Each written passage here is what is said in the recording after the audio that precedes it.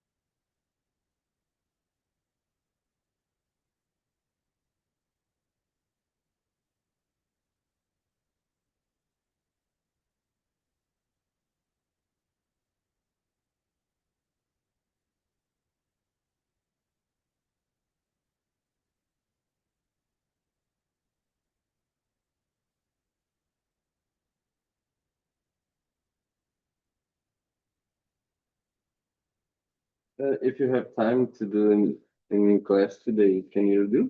Yeah, if we got time at the end, yeah, All right. I can try. All right, so I think we're live at this point here. Let me put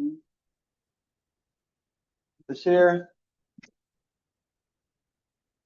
Okay. I think everybody can hear me. Yes, I see the audio popping up and down here. That is very good.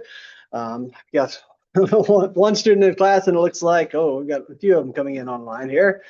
So thank you for everybody that's joining live, either in person or I think I've got 5 of you guys now on the Zoom call as well there. So give me a moment and I will share my screen and we can get going for the evening. All right, so yes, participants can see my screen. Very good.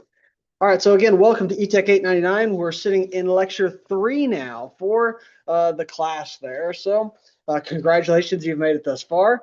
I was talking with another student here right in front of me, and basically the expressing of the difficulty part of this point in the semester is starting to take from problem statements to mathematical models, right? And if you are also one that's having those type of issues, you are in good company. That's what I would expect from the students at this point. As far as if you come to me asking questions, and I did get a question, at least one throughout the week that I can remember was having the same question or same type of question. Not necessarily the same problem, not necessarily the exact same wording, but the overall same idea was expressed in that email this week was, okay, I read this problem statement. It's got a lot of stuff in it, right? There's numbers, there's requirements, there are somewhat of an objective that I can see in there, right?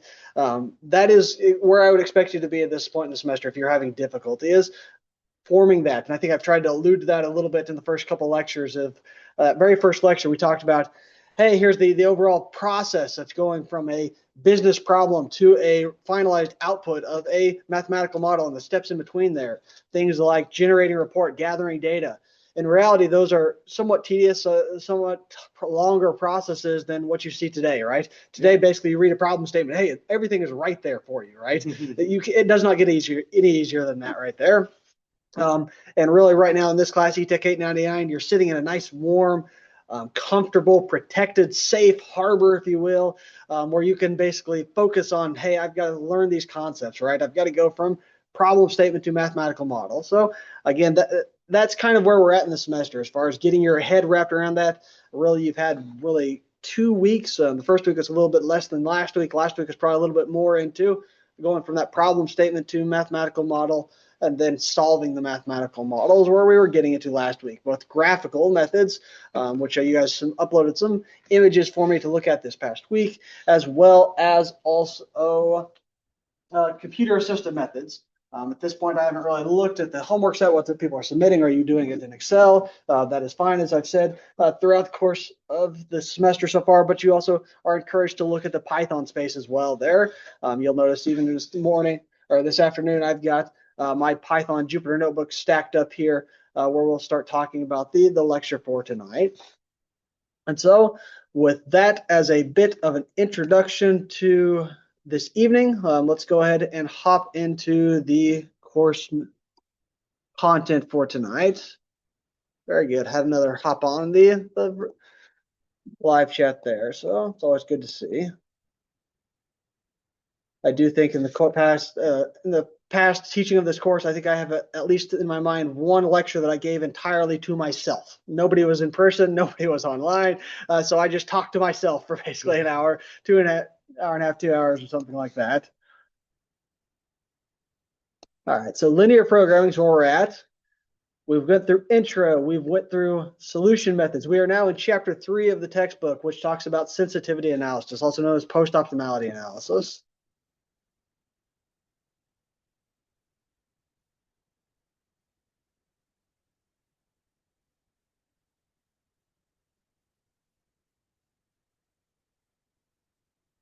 Go. So give me one moment as I just have that Jupyter Notebook recalculate itself, and then we'll get going on the lecture. All right, so big, bold, kind of H1 heading there, chapter 3, linear programming, sensitivity analysis, and interpretive the solution. All right, so the big thing that we are going to do this week is we're going to go through, we're going to solve a model, and then since we're talking about real decision variables, doing linear models, there are certain little bits of information that we can get out of the solver that allow us to, in some ways, ask some what-if type questions about the model and the results of the model. And the key thing is that we're going to ask these questions, and we're going to get answers for those questions, but we're not going to have to repeatedly solve the model over and over again. And so that is probably the biggest takeaway from what we're going to look at tonight. You may be asking yourself, okay, that seems somewhat non-important in the sense that the models that you're solving right now are almost instantaneously solving, right? You're hitting solve in Excel, or you're hitting that shift enter command. If you're doing it in Jupyter Notebook, the solver is running and it's solving in probably under a second, maybe second, 2 seconds, something like that, and you're getting the results back, right? That is largely because the size of the models are very, very small. For instance, the one that you see at the very bottom of the screen here, 2 decision variables, 3 constraints, plus some non-negativity conditions there. That is very small. That is kind of baby toddlerish type of model itself. Great for teaching these type of things, but very small in practice there. So yes, you can go ahead and solve the model repeatedly over and over again and get results very quickly. As you progress from the safe academic world into the real wild world of industry and then production there, and have to formulate problems there, the models will be bigger. I can almost guarantee you in that sense. Bigger models sometimes lead to bigger solve times. Bigger solve times mean, okay, it takes longer to have that repeated question answer if you're going to solve the model and over again. And so with real decision variables, the linear programs, you then have the ability to say, okay, I don't have to solve the models repeatedly for certain types of questions. This leads us to sensitivity analysis, post-optimality analysis, something called the dual problem is also going to surface slightly in this lecture, but not going to be at the forefront of it all there.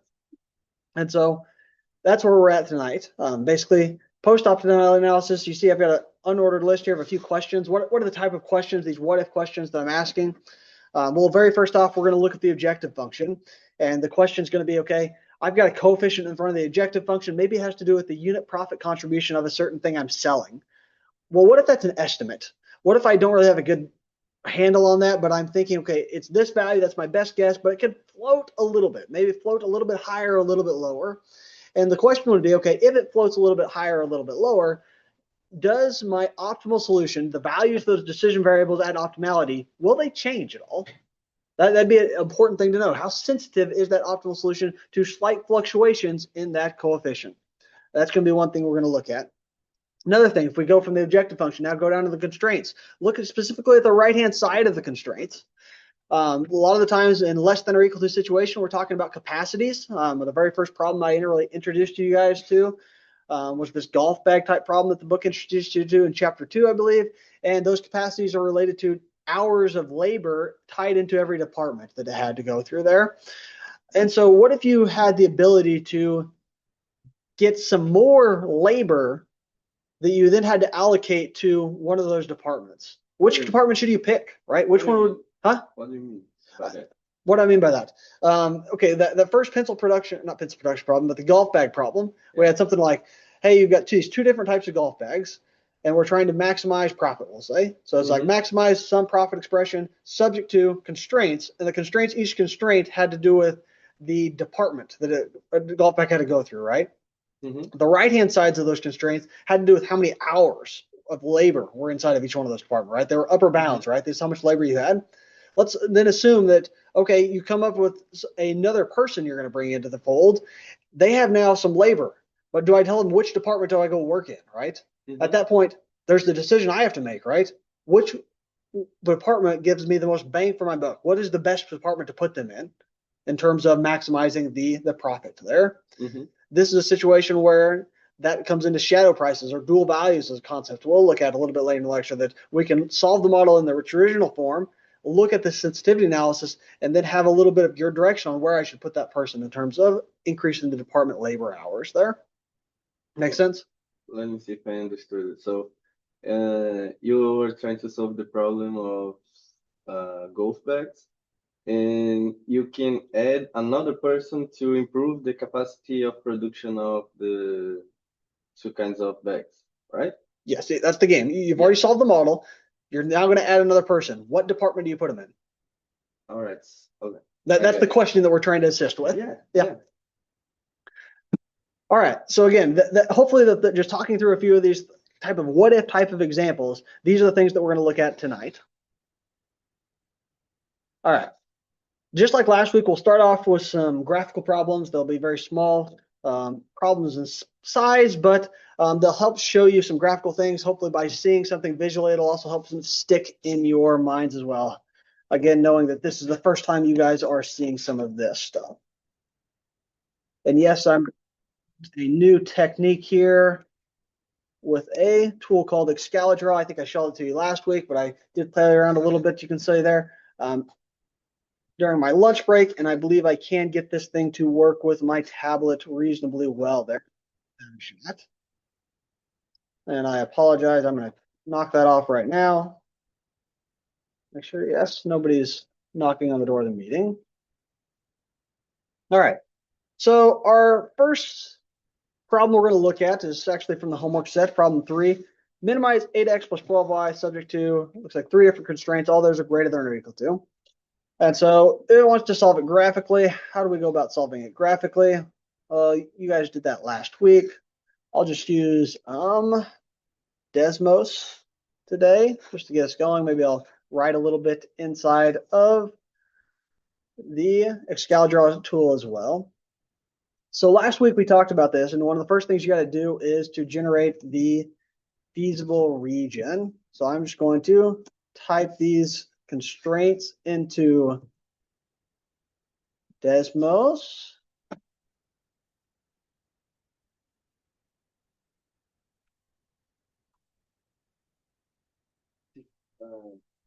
Yeah, I missed one there, right? Just that did not look good when it was on the left side of the axis. I think you are missing the equal sign. Where's the equal sign? No, the less or equal, you know? Oh, yes. It's a rendering aspect to what you're seeing here on the projector. They are greater than or equal to. Yeah. It's there. It's not rendering well there. Okay. All right. So in this case, we've got the 3 different constraints loaded here into Desmos. We can kind of hide it over here. Just looking at this. Again, we're looking for the intersections of all 3 of those bounds. You look at this a little bit and you end up with this kind of shape that looks about like this right here, right? All this is the feasible region. We have non-negativity. So here's this axis, and it looks like we'd go from here to there, to there, to there right there. Which is the same thing we should be seeing here as I walk through the Jupyter notebook. We're going to build this up. This whole area right here is going to be my feasible region. And then what did we do? We picked values for the objective function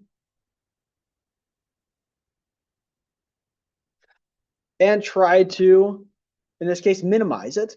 And so in this case, 8x plus 12y does not look like it intersects the feasible region at all, right? That black line does not touch any of the part of this, so that will not do. 11 there, 12 there, 25, okay. Let's go to 50. Okay, 50, we're getting somewhere. So 50, I've got this stretch right here that's all feasible. It looks like I could probably drop it a little bit more. Let's go 49. Because again, we're trying to minimize here. Okay, that looks like I'm still in there. And 48. 48 looks like it hits it right there at the point 3, 2. Yeah. It's kind of problem. You cannot maximize. Like, in this case, maximization would, yeah, you would basically have an unbounded situation there because you'd be pushing the objective function farther and farther this way, and we don't have any bounds. It basically goes off into the first quadrant there. what do you call this kind of problem? When it's like that, as far as you can't solve, it doesn't terminate, right? Yeah, That'd be unbounded. The maximum. Well, if we flip this to a maximization problem instead of minimization, I would claim it's unbounded. Yeah. All right, so just kind of did what you did last week for the homework set. You might have done some sort of snippet action. I can then pull that into a Scala draw. Let's give this a shot. We're talking, we're gonna make it some blue. All this right here, that is the feasible region. This is the objective function line.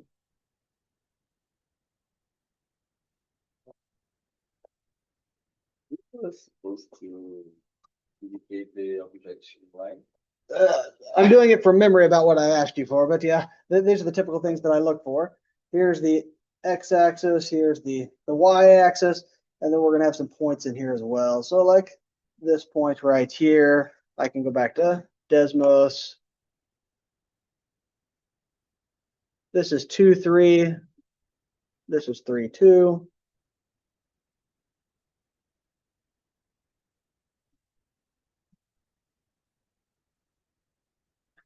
And then it'd be like this point and this point up here. We'd want to know as well.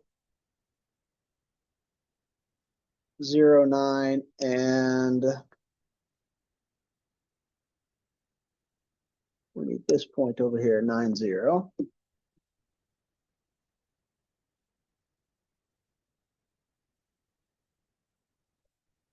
All right. And we said the optimal solution is at 3, 2 here.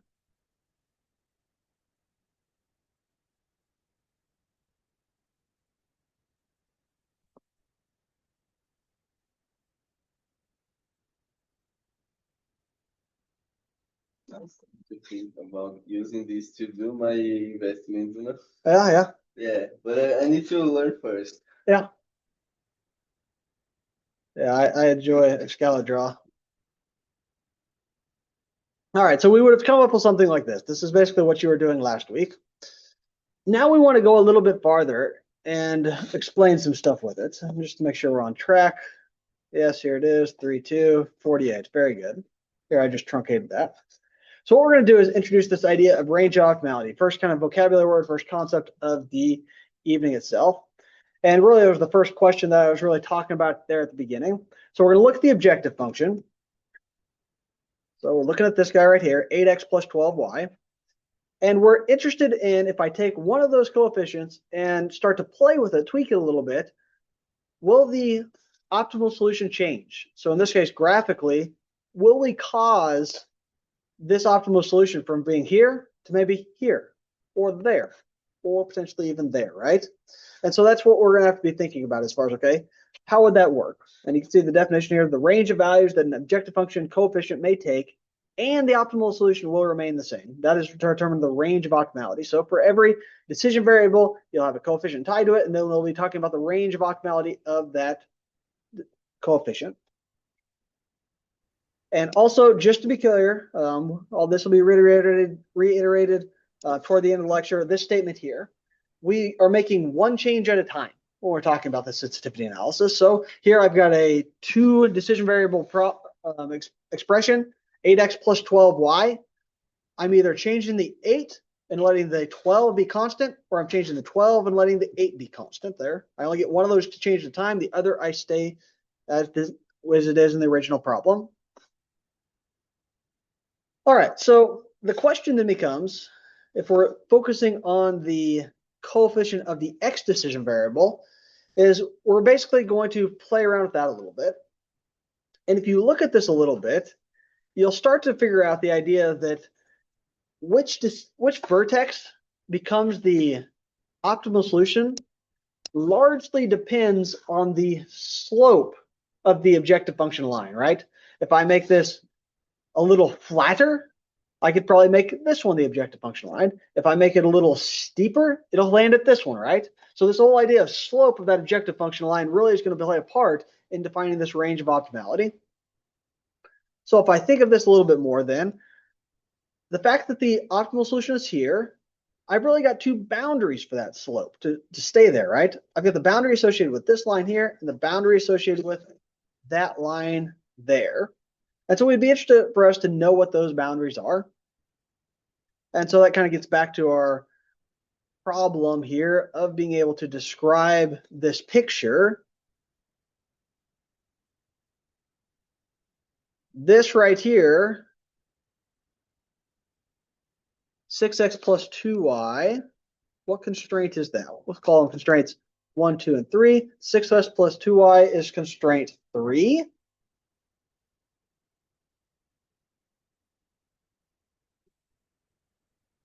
Maybe I'll make that in red. This is constraint number 3.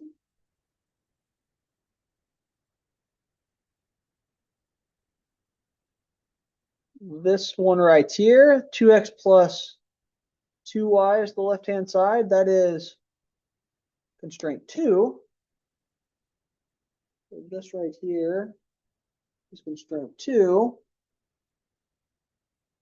which means this right here would have to be constraint 1. So the big thing to look at this is that this point, 3, 2, is formed by the vertex of two different constraints, C1 and C2 there, right? Are we seeing that point? And so now we can start looking at that a little bit closer, because if I write out these constraints over here,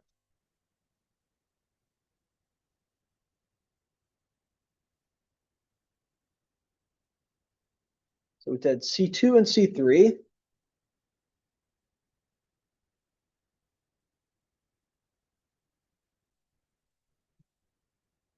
Intersecting constraints. I've got, what do we say, C2 and,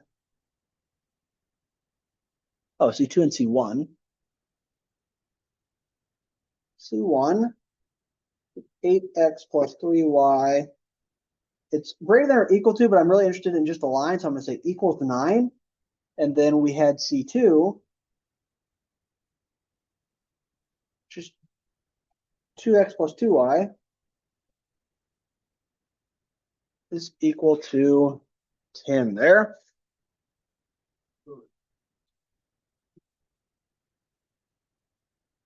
Wait, you were putting equal sign because I you find the solution for that. I'm putting equal sign because I'm really just focusing on the line segments themselves here, not the actual areas that they're defining on the plane itself. Just at this point, I'm going back to, okay, I've got these lines that are edges that are coming through here. And C1 is here. I just make sure I get this right. C2 is here. So, okay, as long as we're still good there.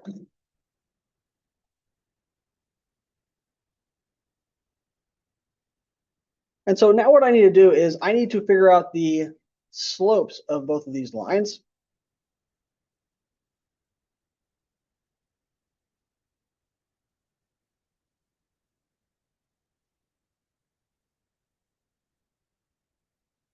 So in this case for C1, if I solve that for like y equals mx plus b, what do I have? Y equals, so again, 9 minus x is equal to 3y, so negative 1/3 x plus 3 there.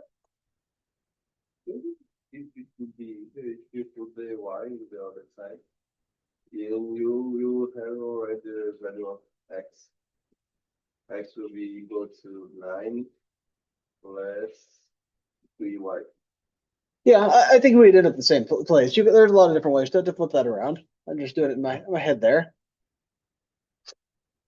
All right, and then the next one would be y equals 2x plus 2y is equal to 10, so I can divide everything by 2. That becomes x plus y equals to 5. And so we'd have y equals negative x plus 5.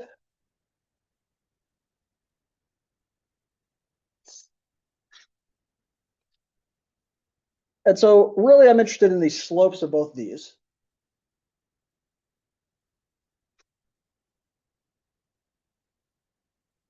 So by interested in the slopes, I'm interested in this coefficient and that coefficient there, right?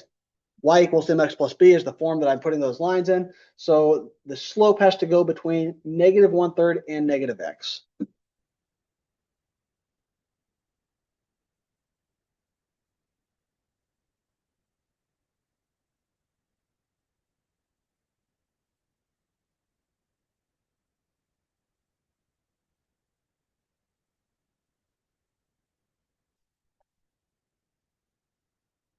Again, what I'm trying to get at here is the fact that I want the slope to be between this slope of this line and the slope of this line here.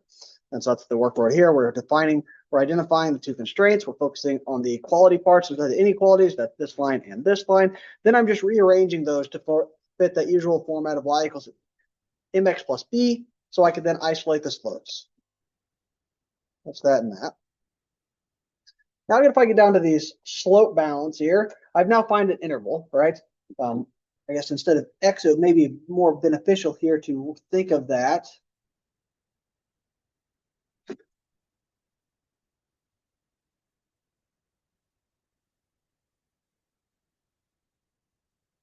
as an m. Because now I'm going to say, okay, well, if we think of m, I can think of this as something like some value c is equal to alpha x plus beta y. This is kind of a generic form of the objective.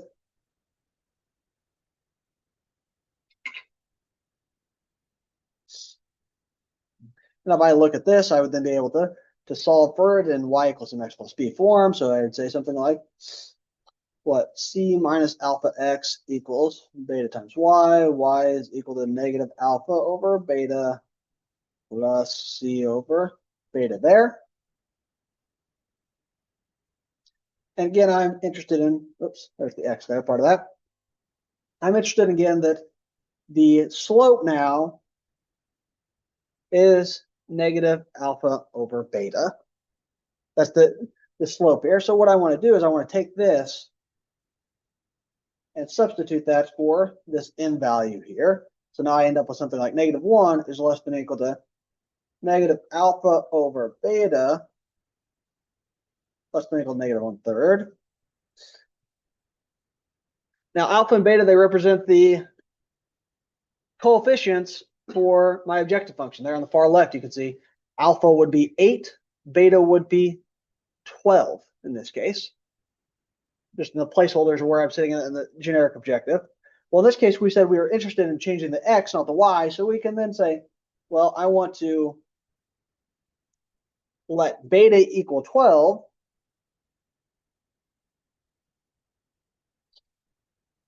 So then I see something like negative 1 is less than or equal to negative alpha over 12, less than or equal to negative 1/3. Now I can solve that for alpha, right? In this case, we flip the signs of the inequalities for that negative. And so I end up with 12 is greater than or equal to alpha, which is going to be greater than or equal to 12 over 3 or 4. I know this has been somewhat of a long derivation here, but now what do I have here? I have derived what is called the range of optimality for the decision variable x in this problem itself here. So I just state that more explicitly. This right here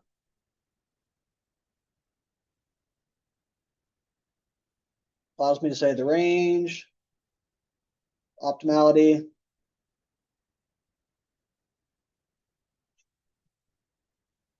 for X decision variable.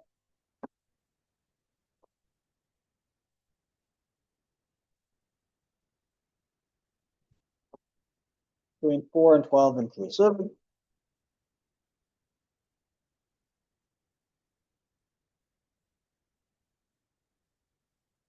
Okay, so I guess just to recap what we did here, solved it graphically, identified the optimal solution here. Then we were interested in, okay, what are the two constraints that forms that vertex? In this case, is constraint 1 and constraint 2. We looked at just the equality parts of the inequalities, so focusing on the lines. We identified those, solved them into yx equals mx plus b form so I could grab the slopes. Then I made the argument that the slope of my objective function needs to stay between those two bounds if that is going to sit on that vertex itself. Well, now I need to kind of write a general form for that slope. So in here, I write a general form of the objective function. I solve it for the slope. I then am able to substitute that back in for m. Alpha is the coefficient for x, beta is the coefficient for y. Now I say, well, I was just interested in only changing the x coefficient. So we're going to leave the y1 constant. So that's why I'm letting beta equals 12. Solve, putting beta equals 12 in here, evaluating the rest for the domain of the range at which alpha can change there, 12 and 4. And so again, that is going to be what we call the range of optimality for the x decision variable. Now, what that actually looks like graphically, you may be able to see, and that may help you stick a little bit longer here, is this right here. There's our objective function, the way it would have sat, the way you would have done it last week. Now, if we decrease that objective function, notice we kind of rotate in the counterclockwise direction, right? As I went to 6 to 4 is the light blue. It kind of rotated about that point. The point 3, 2 is now acting as a pivot point as I rotate upwards, right? When I hit the coefficient x equals 4, notice the objective function line slope now matches that lower boundary there. Now we have that case, that edge case we talked about last week of alternate optimal solutions happening there. Still, we can say that the optimal solution, though, is at 3, 2, and it remained constant. Now, if I go the other way and start growing that x coefficient, notice it'll start to rotate now clockwise from 10. Now there's 12 there, right? And again, at 12, now I have this case where I have alternate optimal solutions where that decision variable, or no, the objective function line becomes parallel to this constraint line itself there, right? Again, we can say that 3, 2, though, is an optimal solution. And this is the range of values. You can see if I go any more higher than 12, any less than 4, it's now going to jump, right? The optimal solution will jump from that vertex to either this vertex here or this vertex here itself there. But again, the whole idea of this range of optimality is we're trying to float that decision variable's objective in such a way that it remains constant, fixed at that point where the original optimal solution was there. So I guess, again, there's your introduction to the range of optimality. I'm pausing a little bit here for any questions before we kind of go to an edge case. I've got one, if that's Yes. okay. Yes. Okay, so if we step back to the generic objective that we identified using alpha and beta. Give me a second. Right here. Yes. Yes. So that is generic for all of the all of the problems that or questions that we will run into as far as calculating the bounds of the slope. That is generic in the sense up to 2 decision variables. Up to 2 decision variables. Okay. That was the key thing. I've got x and y are my decision variables. Yeah, that would work for any that formed into that. If there was ever 3 decision variables, this would break. I see. Okay. And just as just a quick refresher, if we go back to your Python Yep. screen viewing the graph area. So we have our x coefficient with the slope of 12 and of 4 as well. And you said that that's you said it was an alternative. What was the phrase exactly? Those are cases where we have alternate optimal solutions. That was an edge case that we talked about at the end of last week's lecture.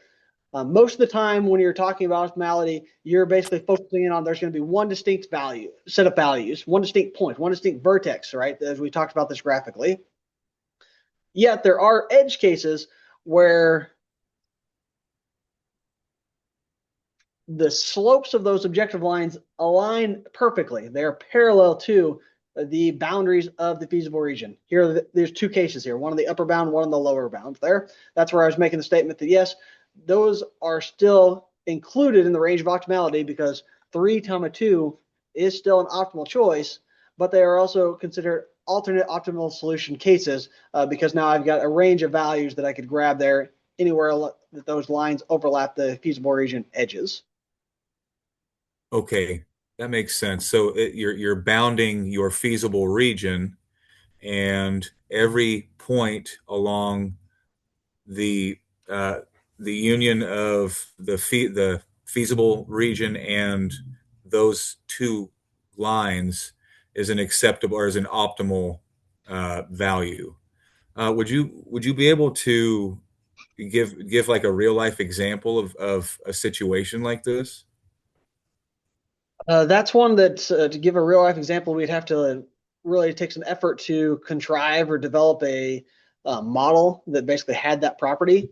But this would be a case that's trying to think in real life situations here.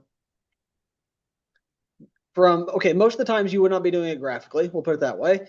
Most of the times you'll be doing the computer-based system. We use the graphical techniques to really teach you concepts and kind of get them to stick visually in your minds. When the computer-based solutions come up, the best thing I can see that I've seen in teaching this class where alternate optimal solutions exist is kind of a frustrating problem for me as a professor. That's because a lot of the stuff that I do is on the Python side of things. I'll solve problems with GLPK. A lot of students also solve them with Excel. Those are two independent solvers. I can end up with situations, there's a very small handful of them that I've seen throughout the course of the semester where me and the student will have both the same model as far as the same decision variables, same constraints. Mathematically, they are the same. They'll have an optimal solution. I'll have an optimal solution. They are different values, but the same values are coming out of the objective function there. And that's a case where we have alternate optimal solutions that are occurring in this class. Okay. And basically to kind of make that graphically pointing, that's a case where in Python, it may find that point. In Excel, it may find that point. Both those points still yield the same value of the objective function. So this is what we must find. This is where we're just talking about the consequences of the range of optimality at this point, graphically at this point. But the whole idea as far as range of optimality from a problem statement would be saying things like, okay, for the X decision variable, can you identify this boundary of 4 and 12? That we've done it graphically. A little bit later in the semester or in the lecture, I'll be showing you how to do that graphically. There's places where Excel gets into that sensitivity analysis report, and you'll just be interpreting the results from there.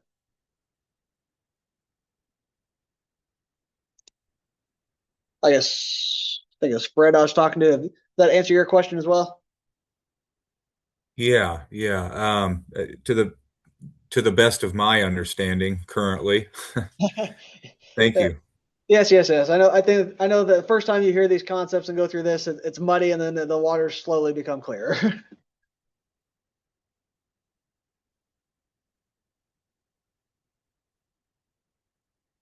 All right. So we looked at this one, and this one was what I would consider, I guess you may say, well-bounded in the sense that the range of optimality comes up to 2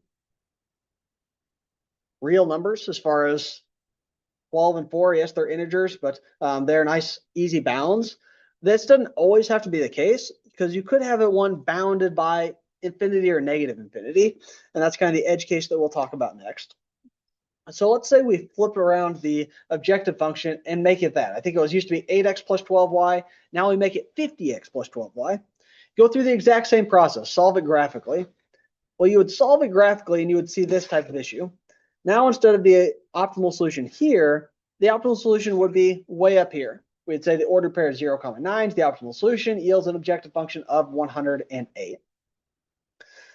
Well, now if we go through the same exercise and say, okay, what would happen to the x, what range of values can I float the x coefficient through and still maintain the point 0, 9, the optimal solution?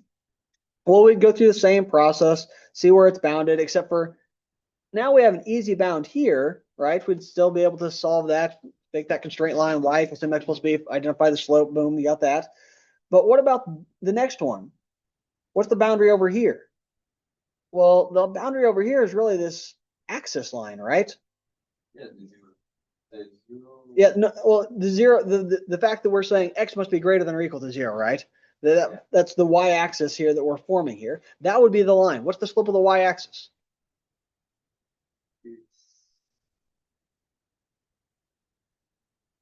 Rise over run, right? Yeah, Infinite rise, no run, right? It's an infinity, right? Yes, exactly. It's either positive or negative infinity, depending on which way you look at it. So in this case, your expression would look something like this. Hey, now I've got infinity in here. You do the same math, except for when I deal with infinity here and multiply it by 12 for beta, it's still infinity. It's just a direction. So in this case, it remains infinity. So we would say, okay, yeah, the range of optimality for the x coefficient, again, given this objective function, would be between infinity and 36 there. What that looks like graphically is still the same. There's my feasible region. There's the lower bound, 36, where it hugs that feasible region line. Again, this is a case where I would argue we have alternate optimal solutions, but it's the lower bound of this range of optimality. Now I'll see this thing start to rotate what looks like clockwise as I keep increasing that x coefficient. In this case, I stop at 240, but this thing would then become closer and closer and closer to vertical at that point, right? It becomes asymptotic, if you will, to that vertical line that is the x-axis there. So we need to put like a limit on it. We don't necessarily have to go like through limits. I assume you're talking limits like in limits in calculus, right? Limit of x goes to infinity or something like that. We don't necessarily need to go through that type of idea, but just the idea to recognize that one side of this bound could be infinity, and just know that, hey, as far as I can push this x coefficient up higher and higher and higher, and it would always remain the same point for the optimal solution. But if I'm understanding correct, if you keep rotating this line, you can keep going until the line goes horizontal, right? Except for the fact you cannot go negative. We cannot go this way. We're going to be bounded by this vertical line right here. Oh, so our limit is the 0. Yeah, the vertical line, yes. Yep. And back to, okay, what does this mean in practicality, right? Bring it back to, like, why would I be interested in this? Well, what if I had some uncertainty again with that coefficient of the x variable? What if the people that were doing the computations for that said, okay, here's my best guess, but I think it could be biased. I think it could be, I don't think it'll go much lower, but it could go much higher, right? Yeah. You do your work, you find out, okay, I don't care how high it goes, right? In this case, my optimal solution would remain the same. If it goes lower, then I got to worry about it because I was at 50. I can't have it go below 36 or else I need to move my optimal solution, right? All right, so first major concept of the evening accomplished here. Range of optimality. Again, think of range of optimality. You got to think of the objective function. You're thinking of coefficients of the objective function, and you're seeing how much those coefficients will change and still have the optimal solution remain the same. And be careful when we say this, because when I said, how much will those coefficients change? The coefficients there was plural, but I can only change one at a time. I'm looking at the x, I'm changing it, I'm leaving the y constant. Or I could float the y, but I'd leave the x constant there. All right, but do not change the both. Both at the same time, you break everything. Yeah. Yes. Yeah. All right, so we've gotten through range of optimality. Next one. Right-hand sides. Now we're moving from looking at this area. Now we're looking at this area here, the right-hand sides of those constraints. This is known as the dual value, also known as the shadow price, synonyms, if you will. In Excel, you'll actually see shadow price being reported instead of dual value there. The dual part of it, this comes from kind of the more mathematical theory of linear programming. We won't spend time talking about the depths of it at all in this class. But for a linear programming model, there's basically this sister or brother model, if you will, that is very closely related to the original one. They call that the dual problem, if you will. Just in case you happen to go around other textbooks, maybe ones that I've got linked in the course resources that are more mathematically flavored, you would see something about the dual nature, the duality of these problems there. That's kind of what they're getting at. That's where that dual value is coming from there. But in this case, as far as for what I asked from you in the class, just know that dual value and shadow price are synonyms. Okay, here's now what they mean. We're talking about the change in value of the optimal solution's objective function per unit increase in the right-hand side of the constraint. So we're basically saying, okay, if I change that from 9 to 10, what is the result of this change? The resulting of the value of the objective function. All right, so you may think of this and say, okay, what are some easy things to think of? Well, this one's pretty intuitive. If the constraint is non-binding, then increasing the resource doesn't do anything. Giving you an example, we started off the start of the lecture talking about that golf bag problem, right? There was departmental hours that form the constraints. In that situation, 2 of those departments are going to be at the binding constraint. You have a third one that's got excess hours, right? Well, if I have a department that we don't use all the hours in the first place, if I give it 1 more hour, it's not going to help me in any way, shape, or form, right? Yeah, because it already had excess, right? That's basically what this highlighted bullet point is talking about. If that constraint is non-binding, if I increase the value of it by 1, it does me no good, essentially. Kind of back to the idea of being able to look at these values and interpret, okay, where do I take that extra person, the way I talked about it earlier in the lecture, and put them at the departmental level. So in this case, in some ways, we're talking about an extrapolation type thing, right? If I increase it by 1, how much will it do? Well, then the next question is, well, if I increase it by 2, right? Or 3 or 4, right? Well, at some point, there is a bounds with how much I can increase while this thing still holds. The whole theory still holds. Just like we had range of optimality before, now we talk about that range of validity in terms of extrapolation being the range of feasibility there. We have a parameter that limits our improvement. For example, if the maximization we did ends up by letting some hours left. For example, you have 20 hours available to produce something, but in the maximization problem, maximization expression, you used only 19, so you have 1 hour left, right? So if you continue increasing that, probably your problem will not change, right? Because you had 1 hour left to begin with, right? Yeah. Increasing it to 2, 3 doesn't do no good. There's something else that's you need to increase the other one that is limited. Yes, exactly. Yes. You're telling me this statement right here. That's where you're that's that conversation right there. Okay, so how do we quantify these things? So we want to come up with a value for the dual value. Well, we can go back to this guy here. And it says, okay, we changed the constraint to, that used to be a 10, now it is 14. Okay, totally different problem now in some ways, right? Because now I've changed the constraint, and we can go through and solve it graphically again if we wanted to. Again, identify the lines associated with constraints here. So they're all less than or all greater than or equal to. The region's going to be out here, so I can draw it. And really, this is extended up on this way and up on this way, and all this should be in blue too if you really got technical. But what I wanted to show here was this idea of a reduction. The first problem was at 3, 2, right? That was the optimal solution that we were just talking about. 2, 3 was the other one. This was 0, 9, and this is 9, 0. So this right here, this edge that I'm tracing out, that used to be the lower edge of the feasible region. That was in the problem we just talked about. Now we've modified the constraint, right? We moved constraint 2 from 10 to 14. What did that do? It actually removed that red region.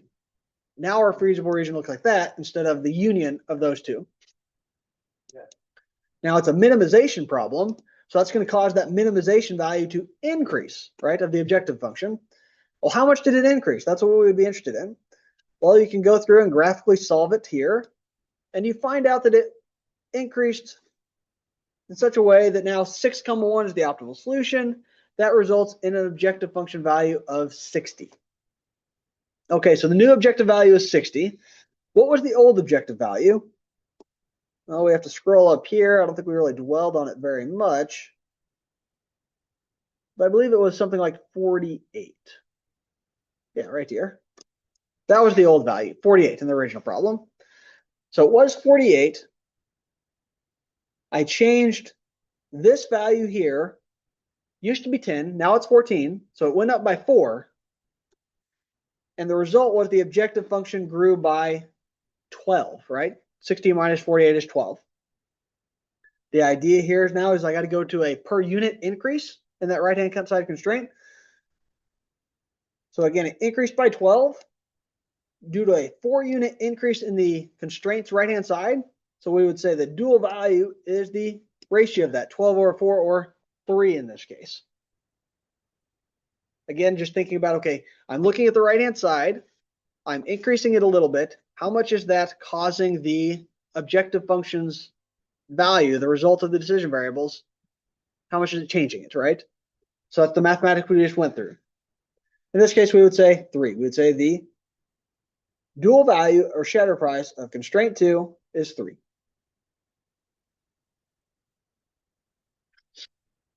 One thing to check here that we haven't really talked through in that little bit was this whole range of feasibility. We haven't checked that. We'll soon find out that it ends up being 4 in this case, is what my note's saying here.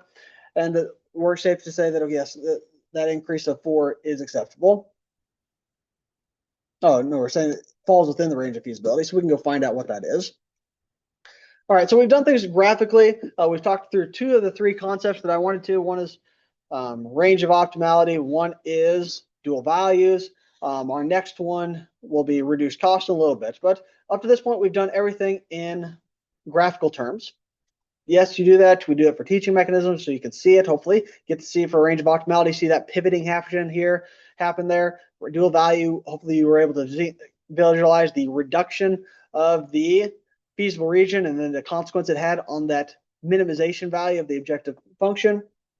Okay, how are you most likely going to do this in reality, though, in production? We'll be through some computer-assisted method. This is the probably one spot, yeah, probably the biggest spot, I should say, that I favor Excel instead of the Python tooling that we have, just because of the way that results are formatted. If I really wanted to, I could probably build out some visualization or pretty print type of thing from the outputs of what I get from Python, but I just haven't done it out of the box. I vote that Excel works a little bit better. And so let's build this out in Excel and be able to then look at the sensitivity report and see these same values that we're talking about. So I'll go ahead and open Excel. And so just kind of a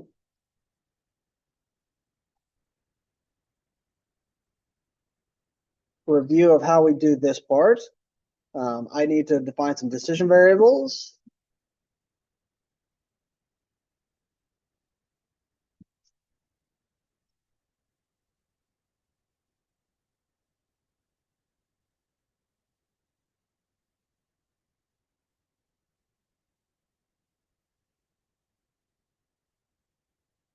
I will have an objective function.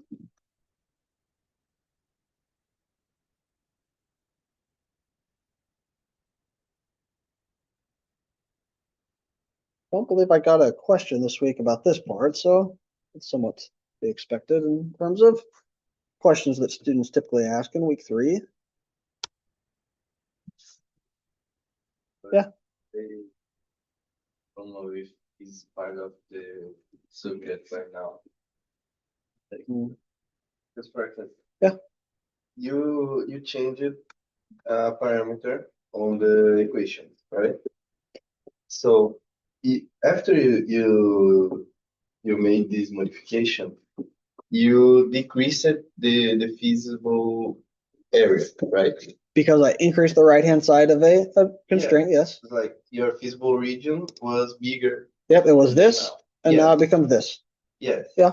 So for your operation being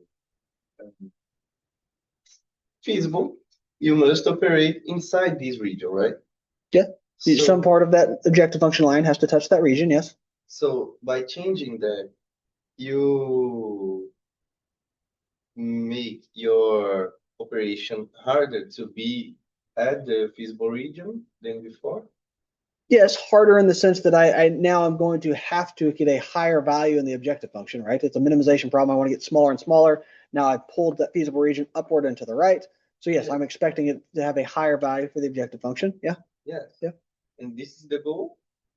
Well, the goal is to be able to quantify how much am I causing it to increase by changing that right-hand side value. That's really the goal. Can I basically come up with a way to solve it? You'll see me solve it here in Excel, and then I'll be able to say, okay, from the sensitivity analysis, without having to resolve this problem, I can tell you how much the objective function is going to rise just by looking at that dual value or shadow price. When you say I'm going to increase that constraint value's right-hand side by a little bit. Yes. Yeah. Because sometimes we can, for example, if we are talking about a production of a good service, and the demand is not higher because probably we have a seasonal product, and I don't need to produce a lot of product, so probably I will need to decrease my production. So if I change these hours, will be harder to be at the feasible region at seasons of lower demand. You know what I mean? Yeah, I'm trying to stay with you there as far as their seasonality. They're going to have fluctuation of demand over the calendar months, we'll say, if you will. And then I'm trying to think of what your problem that you're trying to describe is trying to determine how much capacity you want at a given seasonal time of year. As far as in departments, slow season, you don't want to ramp up capacity there. You want to decrease capacity there, keep overhead small type thing. Yes, and keeping feasible. Yeah. You may be able to do such a thing as far as with the sensitivity analysis. Part of me comes to, okay, if it's seasonal like that, my personal thought would be to look at that first, be able to describe it with a forecasting model. We talked about forecasting at the very last lecture in the class, being able to describe seasonally, okay, what is the anticipated demand? And then I would probably, instead of looking at the shadow prices stuff, I would try to attempt to model something which basically took that seasonal demand into consideration and then be able to have decision variables. Okay, in this month I want so much capacity. In that month I want a different month of capacity there, and try to be able to put decision variables that model that. Does that make sense? So instead of decreasing the feasible region, we can increase that by changing the parameters. Yeah, you would be doing that, but you would basically have a decision variable that could potentially say, okay, if I have a decision point of how many hours I'm going to allocate for labor in a given month. Now I've translated that kind of right-hand side of that we're describing here into a decision variable in that type of model, assuming that I have certain capacities that I have to work with there in large. Make sense? Makes sense. Cool. So yes, this is what I was at. So these are all greater than or equal to 9, 10, 15.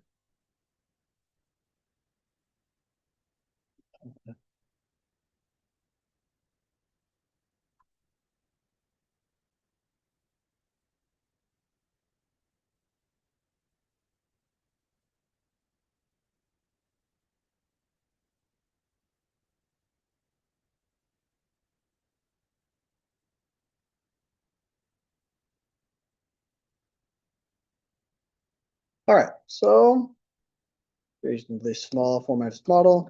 Go. And then we need to go to the data tab and over here to the solver. We'll set the objective here. I want to minimize it. We have these decision variables. All of them are greater than or equal to, so that's very nice.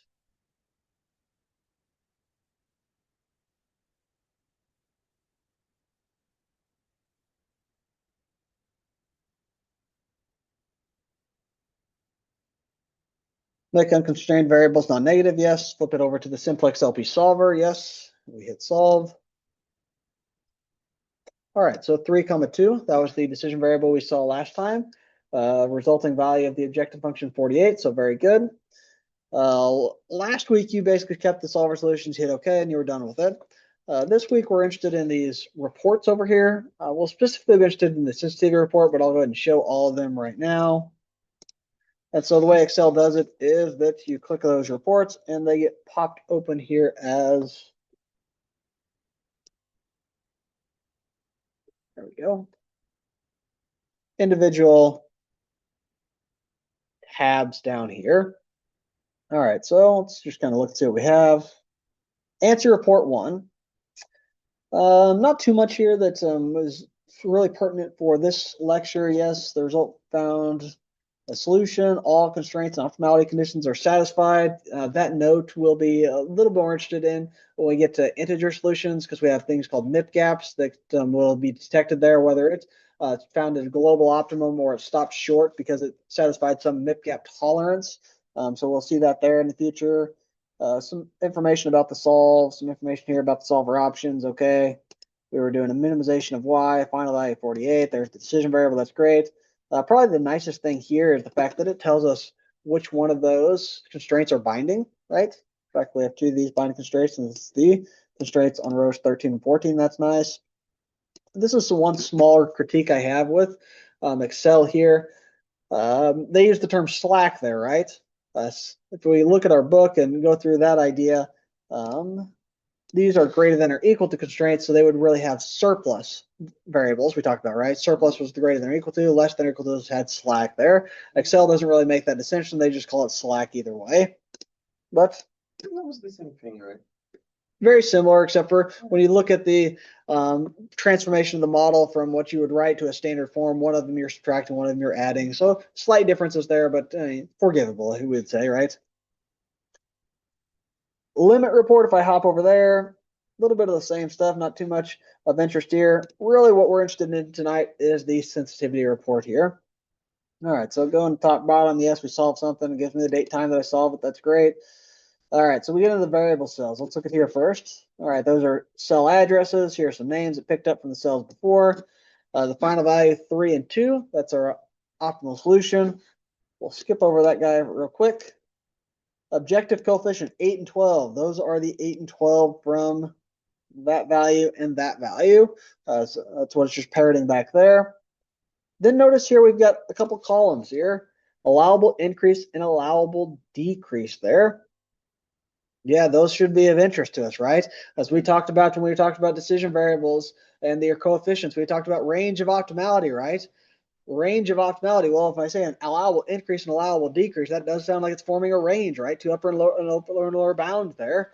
So it's exactly what they're trying to describe. You read it kind of like that in those 3 numbers. So I say the current value is 8. The allowable increase is 12. 8 plus 4 here, right? That's what this 4 here is telling me. I can say 8 plus 4, there's my upper bound. The lower bound is this 8 minus 4 there. So we would say the range of optimality for this X decision variable is 8 plus 4, 12 on the high side, 8 minus 4, 4 on the low side, 12 and 4, right, for the bounds that we talked about. If I can go find my Excalibur. Hey, look, 12 and 4 were the bounds we talked about there at the very first of the lecture there. So that's basically just agreeing with our hand calculations here. Excel saying, yeah, I agree with what you computed there. We didn't do it, but for the Y decision variable, you have this information. Current value 12, allowable increase of 12. So 12 plus 12 is 24. The upper bound of that range of optimality is 24. The lower bound is 12 minus 4. So we would say the lower bound of that range of optimality is 8. All right, so talk through most of the variable cells. Now let's come down here into the constraints. Again, cell reference here is here to talk about constraints 1, 2, and 3. Basically gets you the ability to figure out, okay, here's references here, row numbers, right back to the workbook. Names here, I don't really know exactly how it grabs the names here, so it's just saying left-hand side there. I don't really pay too much attention to that. I'm really more interested in the row reference there because I can get that back to what I did on each row in the other worksheet. Final values 9, 10, 22. Those just should be the values. Oh, nope, they're final values. So 9, 10, 22, that's the amount of the resource that I consume potentially on the left-hand side here. Right-hand side values, that's 9, 10, 18. That should be just these values here. Well, okay, there's the shadow price or the dual value we talked about, right? I think we looked at this one before, right? We should change that value from 10 to 14. We talked about changing that from 10 to 14, right? We did that computation. It went from 48 to 60. That's difference of 12. 12 divided by 4 is 3. Hey, there's that 3 number right there. So it's calculating that dual value or shadow price right there for that constraint. Shadow price? It's just a synonym for dual value. This is just a difference in terminology. Dual value, shadow price, those are the same things. Essentially, you'll see them interchangeably. With those dual values and their shadow prices, we talked about a range of optimality that I could do that extrapolation, right? Because a dual value or shadow price is talking about, okay, if I increase that unit on the right-hand side by 1, how much does the resulting value of the objective function change? Well, if I increase it by 1, can I increase it by 2? Can I increase it by 3? And can I have this linear extrapolation upward or downward, right? Well, that's what this allowable increase and allowable decrease is showing us. That's describing the range of feasibility. Very similarly to the way we talked about those 3 columns, you'll talk about these 3 columns here. So for instance, here, if I write out here, I would say the range of feasibility or constraint 2. So I'm in the constraint 2 row. What would that be? Lower one first typically is what you would write here. We'll say current value is 10. I can subtract 1, so that is 9. Here is 10. Allowable increase is 8. So that is 18 there. So we'd say the range of feasibility is between 9 and 18 at this point.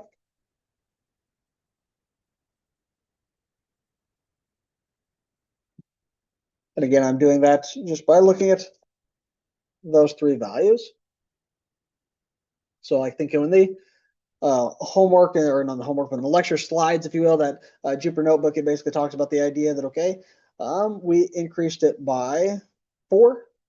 And I kind of weakly said, yeah, that falls within the range of feasibility. 4 basically takes this number from 10 to 14, right? Well, that's between 9 and 18. So yes, that satisfies it.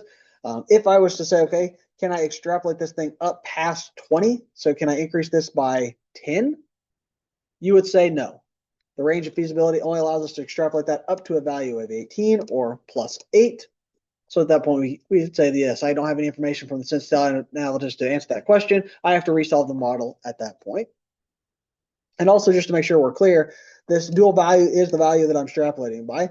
So we would say something like, okay, if I raise that 10 to 12, I would expect the objective function to increase by 2 times this value. So 2 times 3 or 6. If I increase it by 3, I would expect it to be 3 times 3 or 9. Everybody's seeing that kind of linear expansion there that's happening there, that linear extrapolation, if you will. Same thing can happen downward. I can allow it to drop this by 1. So I would say if that went from 10 to 9, I would be able to drop the objective function value by 3. So add -3 to the current value of the objective.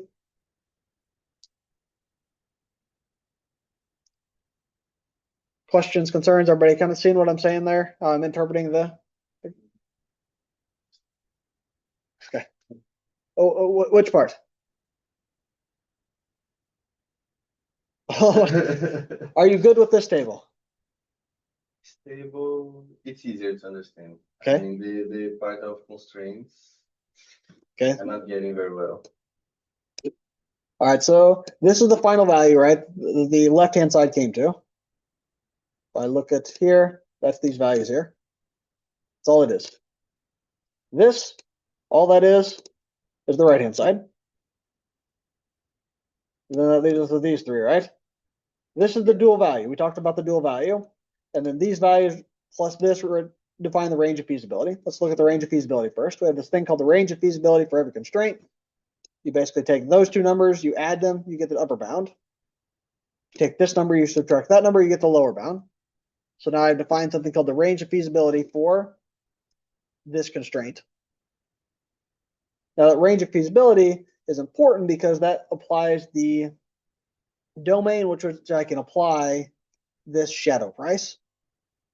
So now I can say, okay, if it's all about constraint 2, if I change the right-hand side to 9, then the objective function value drops by 3. I can make that statement because there's my shadow price. I'm allowed to drop it to 9, right? Because that's in the range of feasibility. And so then I'm going to reduce it by 3. I can go the other way and say, if I change the right-hand side to 16, then the objective function value increases by what? 3 times 6, 18. There's my 3 because it's the shadow price. That's what I'm using here. And then 6 because I moved it from 10 to 16. If I say something like, if I change the right-hand side to 20, then no information can be obtained. Why, you ask? Because it's out of the range of the allowable increase. Yes, around the range of allowable increase, also called the range of feasibility. Yes. Yeah. That's the kind of what if type of games that we're playing here. Make sense? A little better? Yes. Time to make sense. Okay. Very good. I guess any other questions for the Zoom crowd while we're still looking at this? I just don't understood very well the multiplication by 3. Can you explain this? Oh, this right here, 3 times 6? Yeah. This is a unit increase. Yeah. So every unit I increase, I am basically saying that objective function value will increase by this much. Mm. So it's 3 times whatever units in this case. All right. 1 unit, 3 times 1. Goes up 2 units, 3 times 2. Make sense? Got it. Makes sense. The first time you just didn't put anything because. Yeah. So Yeah, exactly. got it. There you go. Same thing though. All right. All right. Don't hear anything from the Zoom crowd, so let's go back to. Hey, I'm sorry, real quick. Yeah. I had my captions box positioned in a bad spot in the solver. Could you show how you generated these reports? Oh, it yeah. was real quick, and I just barely missed it. Yeah, no problem. So there's the solver, right? Uh-huh. We hit solve. You end up with this results box. And you can click any one of these 3 that you're interested in. I clicked all 3 just to show them. Most of the stuff we're interested in tonight is that sensitivity one, but you click all 3 of them. At this point, when you hit OK, it's probably going to end up with 3 more that are popping up here. Yeah. It generates them as extra sheets down here. I see. In this case, I've got 2 copies of them, but it's the same thing. Okay, thanks for clearing that up. Yeah, no problem.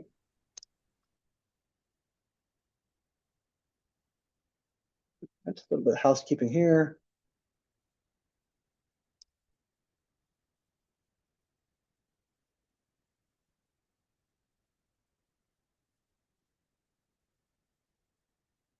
Okay. It's very good. All right. The next thing to talk about, really the third bit of vocabulary that we need to worry about is this idea of reduced cost. We did see this in here. I kind of glossed over that column, specifically because they're all zeros. There's not much to really talk about there. But a reduced cost is the dual value of the non-negativity constraint. That's what you'll see in the lecture notes right here. The dual value of the non-negativity constraint of cross-support variable. Okay, so let's break that down a little bit. We're talking about a non-negativity constraint, right? A lot of these models, scroll up here, we have something like this, right? That's the constraint that we're talking about. X and Y are greater than or equal to 0. Basically constrains us to that first quadrant, right? And we play in that first quadrant mostly in the two decision variable land. Okay, so I'm interested in that, but then I also say that dual value associated with that constraint.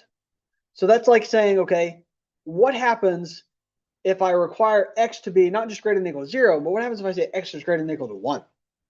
Or Y is greater than or equal to 1, if I look at that one either way. What happens there? Well, in this case, the final values are 3 and 2 for the optimal solution. So if I say, hey, make sure that X is greater than or equal to 1 or Y is greater than or equal to 1, it doesn't do anything, right? Because the optimal solution without those constraints is greater than 0. So that's why those are 0 at this point. So this is where you won't see non-zero values in all types of problems. It does show up in this modified example that we'll talk about through here. The modified example basically is a solution again of the golf bag problem we looked at last week. Last week there were standard golf bags and deluxe golf bags. Now we had a third one called lightweight bags. Overall, the problem remains roughly the same. You just introduce a third decision variable to characterize how many of those lightweight bags that you're going to be producing. Again, we have these profit contributions that says, okay, maximize the linear combination of those profit contributions and the decision variables. Again, the decision variables are going to be how many of each one of those bag types we're going to make, standard, deluxe, and the lightweight now. And then we have constraints here, basically making sure that we don't run out of capacity in any given department. And that's what we see down here. All right, let's go through and say, okay, we've come up with the model. We solved the model. Our Excel sensitivity analysis would look like this. Just a screenshot there. The selected cell is really the one of interest. In this case, the optimal solution, if I go to one column to the left, column D, we say 280 standard bags, 428 lightweight bags, no deluxe bags. So then if we go to the right one, column E, we see reduced cost. Again, for the two types of bags that we have non-zero values in the optimal solution, the reduced cost is 0, right? But I'm already going to make 280 of them. If you tell me that you have to make at least one, well, it's not really going to do anything, right? It has no effect. Same thing with the lightweight bags, 428. But what if I would have said that to the deluxe bags? What if I said you have to make at least one of them? What's going to happen? Well, it's going to force it to be 1, and the objective function value will actually drop by $1.15.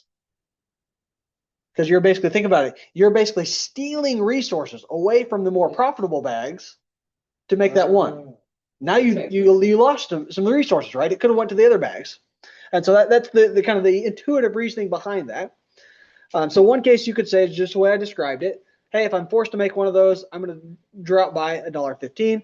Another way of saying it is, if I can make the profit contribution of the deluxe bag increase by that much value, $1.15, then I can arrive at a solution that'll want to have that in it itself there.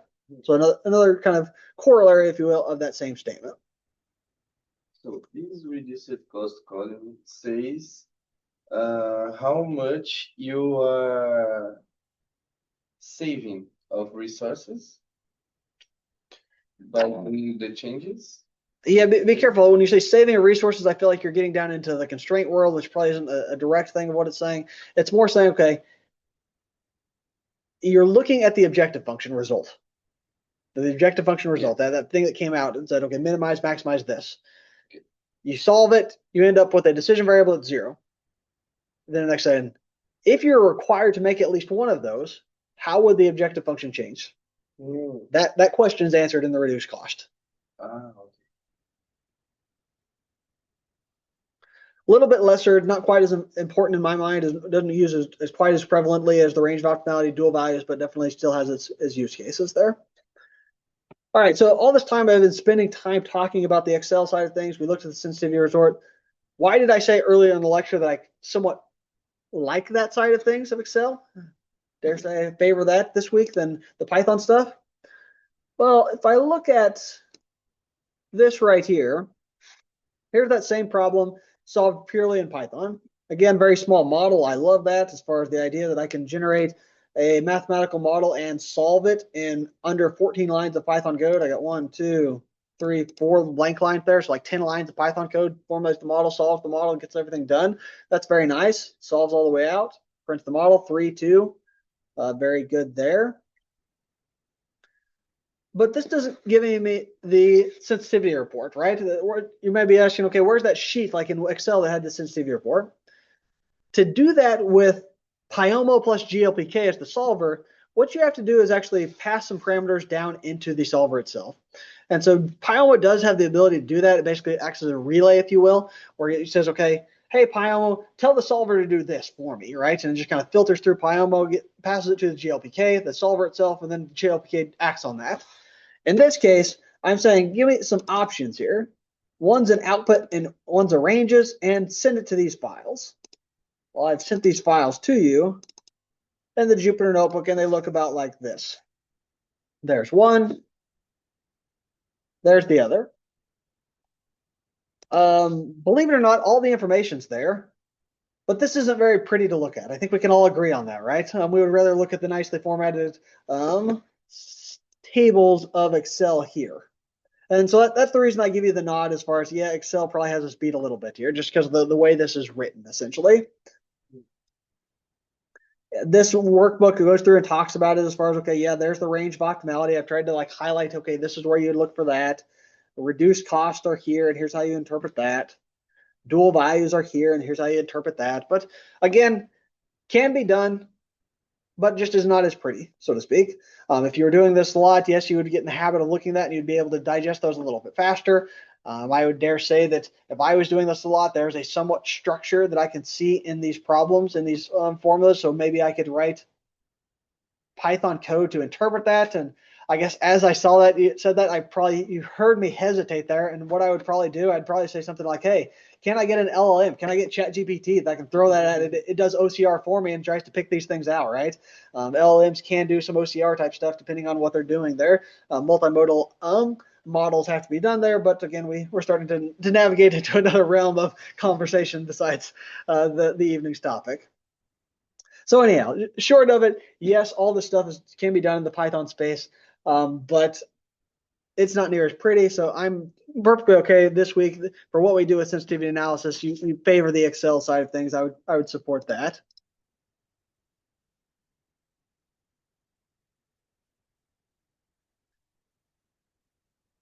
All right, so let's talk through this 3.4. There's limitations. Then maybe let's take a quick 5-minute break or something like that. I could stand to get a drink and then finish off this last problem here. We can potentially get out a little bit earlier tonight, maybe even. All right, so limitations of classical sensitivity analysis. I talked through this a little bit throughout the course when we were talking about these vocabulary terms, these concepts, but here's it's kind of reiterated. Some of the constraints, and maybe I don't want to necessarily use that word just because we have constraints in our mathematical models, so we're kind of using that, but some of the limitations maybe of this technique that we're talking about. One is simultaneous changes. Those are totally not allowed. And that's what I'm saying. Like when we talked about range of optimality, I was very trying to say, hey, I'm only changing the X coefficient, but I'm leaving the Y constant. I'm not changing that one. I can also change the Y, but I got to leave the X constant. Basically, you just have to change one at a time, one in isolation. If you're ever saying I need to change multiple simultaneously, I've got to resolve the model at that point. Changes in the constraint coefficients. Now, this is a subtle thing, but we talked about changes up here in the objective function. That was the range of optimality. We talked about this right here, dual values and shadow prices on the right-hand side. Reduced cost really is talking about here. We did not say anything about this part of our models here, right, where the left-hand sides of those constraints. Basically, classical sensitivity analysis, which is what we're talking about tonight, doesn't give us any information with that. Not intuitive dual values, this also exists. Usually when there's decision variables on the left and right-hand sides of the constraints, a lot of the times we see this as like things where we say, well, this decision variable has to be at least 30% of the whole, or something along those lines. I've got something written here like this. In our minds, a lot of times we look at that and we say x sub d must be greater than or equal to 30% of x sub s, right? This is like deluxe bags and standard bags, for instance. We would say we have to make at least 30%. The amount that we make in the deluxe bags must be at least 30% of what we make in the standard bags. In our minds, it's very easy for us to go from, hey, it's a dual value. Maybe that means 31%. But 31% and 30% plus 1, those are two different things, right? And that's where we have to be careful with, right? The dual value shadow price says 30% plus 1. That is not necessarily equal to 31%, right? We'd all agree on that, depending on the size of the values there. And so that's where we have to be careful. A small common pitfall, a place you'd trip up would be saying, okay, yeah, that's 31%. No, no, no. That is 30% plus 1.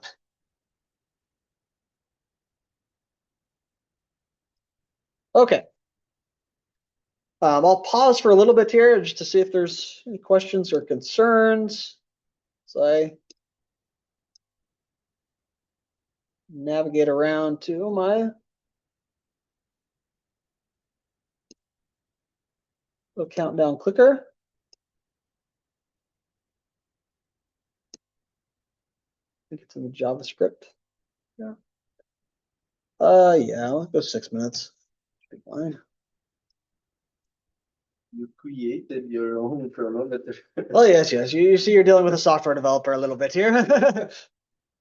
You should record some classes on how to How to build this? no, not this, but like the to solve the problems of your Yeah. classes. Eventually, I should. Yes, I Yeah, agree. because for example, I never code anything in Python. Yeah. And I agree. Yeah, that is on the to-do list of the class. Like I understand logical programming, Uh-huh. but I don't know how to make it Yeah, by yeah. my own. Yeah. Yes. That is a critique that I should eventually put in place. Yes. All right. I agree. All right. So for those of you that are out here, we got about 5 minutes and change left. I won't do anything until that hits the red box. So feel free to get a drink, go to the bathroom, whatever you need to do, and then we'll finish out the lecture with our last example problem.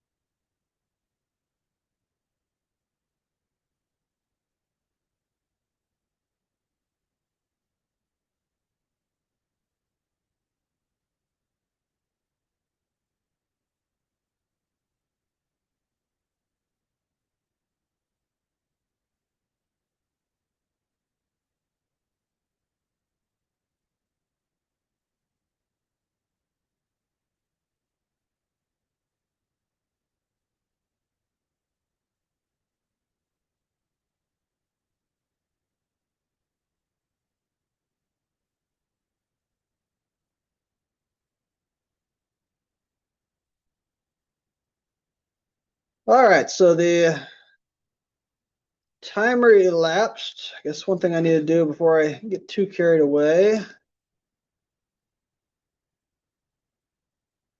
Let's try to using Scala draw here, but I need to bound this a little bit, if you will.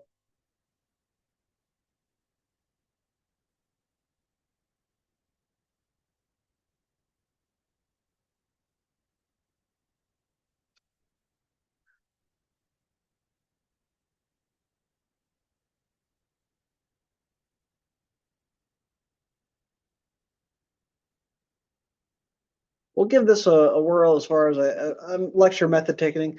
Basically, what you're seeing me is I'm experimenting a little bit week to week here to figure out what's the best way to do this. I had another tool, Adobe Sketchbook, I think, that I had on my old laptop. This is the first time I'm using this laptop for the semester, and I transitioned to this one. Basically, now they've turned that to a paid thing. I don't want to pay $25 a year or something like that. So I'm starting to play around with other alternatives here, is what you're seeing. So Scala draw maybe something here. I can export it as an basically a JSON file that I can keep, but then I can also raster image this thing out as well there. So we'll give that a shot for this week. Yeah. Other problem is I bought a computer right now, and I don't think I will have Excel on this computer. But Yeah. I don't want to crack the Excel because I don't know how the law works here. Oh yeah. As far as Yeah. So yeah, if you don't have Excel, geez. Obviously, all the Python tooling, that is all free open source stuff that you could install on any computer and not have to worry about licensing. That's kind of the nice thing we have there. If you're going to do it in Excel, though, either A, you have to buy like the entire thing by yourself. You can have a home office type version that's a little less expensive. Or the other option would be, I mean, basically any computer almost on campus probably has Excel on it there, but you're kind of tethered to it. But having access to a Pitt State email address, that's how I have Excel. Is you get Microsoft for that, Office 365 for that. Oh, can you do that totally as a student? Yeah, I did it totally as a student because I mean I have one through work, but trying to keep separation of church and state. Use my Gus, and I have Excel through that, and just sign into Office or Microsoft through there. Yeah. Oh, nice. I'll try that. Yeah, imagine if you have any questions, that kind of question for the Gorilla Geeks, so they'd probably be able to walk you right through that. Yeah. Yeah, I know that it doesn't surprise me that that happens there. I know for the CAD management software, or not CAD management, but CAD geometry software, SolidWorks is almost exclusively used by the mechanical area. I think almost all the ETECH here are now using SolidWorks, and basically we buy enough licenses for that to get students free versions of that too as well. As long as they got the hardware to support it, they can run that on their own personal devices. So that's a good thing they got going. It's kind of similar, I think I mentioned. Depending on how deep you guys want to get into the idea of linear programming, it'd be outside of the scope of this class, but Gurobi is a solver company that one of their long plays in terms of a market adoption is they partner with universities. I haven't done it with us yet to get Gurobi installed free at the academic institution. And then one of the best things I've seen from that company that I don't know how common it is you've got a Gurobi solver that's going to cost you, I don't know, tens of thousands of dollars, I would assume, per year to buy a commercial license. What they do is they call it "Take It With You" is their program that I was reading at one point, and they say, okay, yeah, you were in a class like this, you learned how to use Gurobi software. Is kind of their argument. Now, for the first 6 months or first year of employment at your employer, you're allowed to use that license or that company for free, essentially. What they're trying to do is obviously get you with that company, get them to see value in Gurobi, and then they're saying, okay, the year's up, we can't live without this. Now we'll start paying Gurobi long term, is what their market play is there. But that's a very interesting strategy they've got going. Once you already know how to use it, you don't want to change it. Exactly. You know how to use it. The company's bought into it. The company needs what you're getting out of it, right? I mean, the dependency built up there. But thank you, Travis. All right. So if you noticed in the chapters, basically you've got the regular homework problems, and then at the back they usually have like case problems. And so I'm just grabbing one of the bigger case problems for chapter 3. So in this case, we'll just go through the entire process. We've got a problem statement in front of us. We'll solve it, and then we'll not only solve the model itself, we'll have optimal solution. That's great. But then we're going to have to answer some questions about that optimal solution, and that's where the sensitivity analysis will come into play. All right, so this problem basically makes these like nut mixes. You kind of think like the holidays and so forth. People give those as gifts, and they've got this regular mix, deluxe mix, and the holiday mix itself there. Hey, Brock, sorry to interrupt. What page in the book would this be found on? Give me a second, because I'm going to have to turn there anyway. So we're chapter 3. Oh, I found it. Yeah, well, no, never mind. If you're on the 16th edition, it's probably 136. Okay. Okay, thank you. I thought you meant the back of the book. Okay. No. Back of the chapter. Alrighty, thank you. Yep. So yeah, if you're thumbing through there, 136, 137 is where it should be. You get the full description here. I just kind of get the brief notes here. So okay, we've got 3 different products: regular mix, deluxe mix, and holiday mix. As far as the ingredients that go into those products are different types of nuts: almond, Brazil, filbert, pecan, walnuts. We've got shipment amounts coming in. This is kind of like our inventory. You got 6,000, 7,500, 7,500, 6,000, 7,500 pounds. We have a cost per shipment here. That's the cost of them coming in. But we also have this clause in here that we have to acknowledge the fact that the company in and of itself is contractually obligated to accept the shipments, regardless of any production. So basically, we can sit on our hands, not produce anything, let the nuts pack up or stack up in inventory. We still owe these vendors this amount of money. All right, then we go down to kind of the bill of material side of things, as far as every regular bag of product must contain 15% almond, 25% Brazil, so on and so forth for the other nuts and the other products. Profit contributions per pound are right here: $1.65, $2, and $2.25 for regular, deluxe, and holiday. That's great. These do not consider the cost of the nuts, so don't consider those costs. And we got some existing orders: 10,000, 3,000, and 5,000 for the different products. So we've got existing orders on tap, minimum production that we have to meet, and the goal is to maximize overall profit. So that was. It's a problem with 3 variables, right? Oh, very good. Yes, we're getting better then. We've identified 3 decision variables. I like it. Oh, no. It's good stuff. Because I don't know how Desmos will do this. Oh, no Desmos here. No Desmos. As soon as you get after 2 decision variables, throw away Desmos. You'll do it all computer-based at that point. Oh, man. Understood. You want me to learn how to code in Python, right? Well, we can still do this in Excel. Three decision variables isn't bad. If it was 300 decision variables, yes, I would say, yeah, you're not using Excel either. Now we go strictly to Python. All right, so our case problem here. I've already got somebody saying, hey, yeah, Diego, we got 3 decision variables. Yes. So that's where we start. What are the 3 decision variables, though? The products, the regular, deluxe, and holiday. Okay, yeah. What about the products? What do you mean about the products? What does that represent? Like, what are we talking about? The number of orders in pounds. Okay, yeah. Be careful. Number of orders in pounds. You're assuming kind of a 1 pound bag potentially at that point. But yeah, the quantity in pounds. So let's go with that, right? How many pounds of each one of these products I'm making? Definitely right on track with you there. Black. I don't even know what color we are here. You're very careful with the words, right? Very careful. Yes. People at my day job tell me the same thing. Yes, I hone in on words and be very careful with my vocabulary at times. Yes. All right, we have standard, deluxe, and holiday. So let's say let x of x. Oh wait, regular, deluxe, and holiday, not standard. Yeah, XR. XR would be better.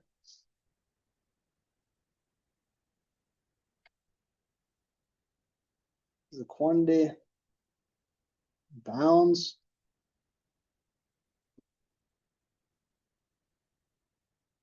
No.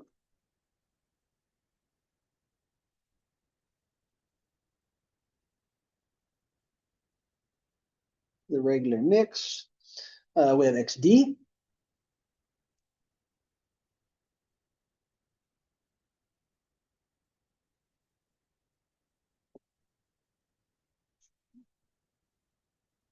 and XH.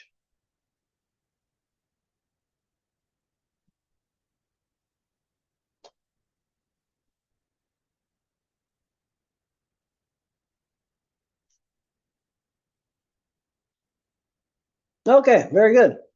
What is the objective?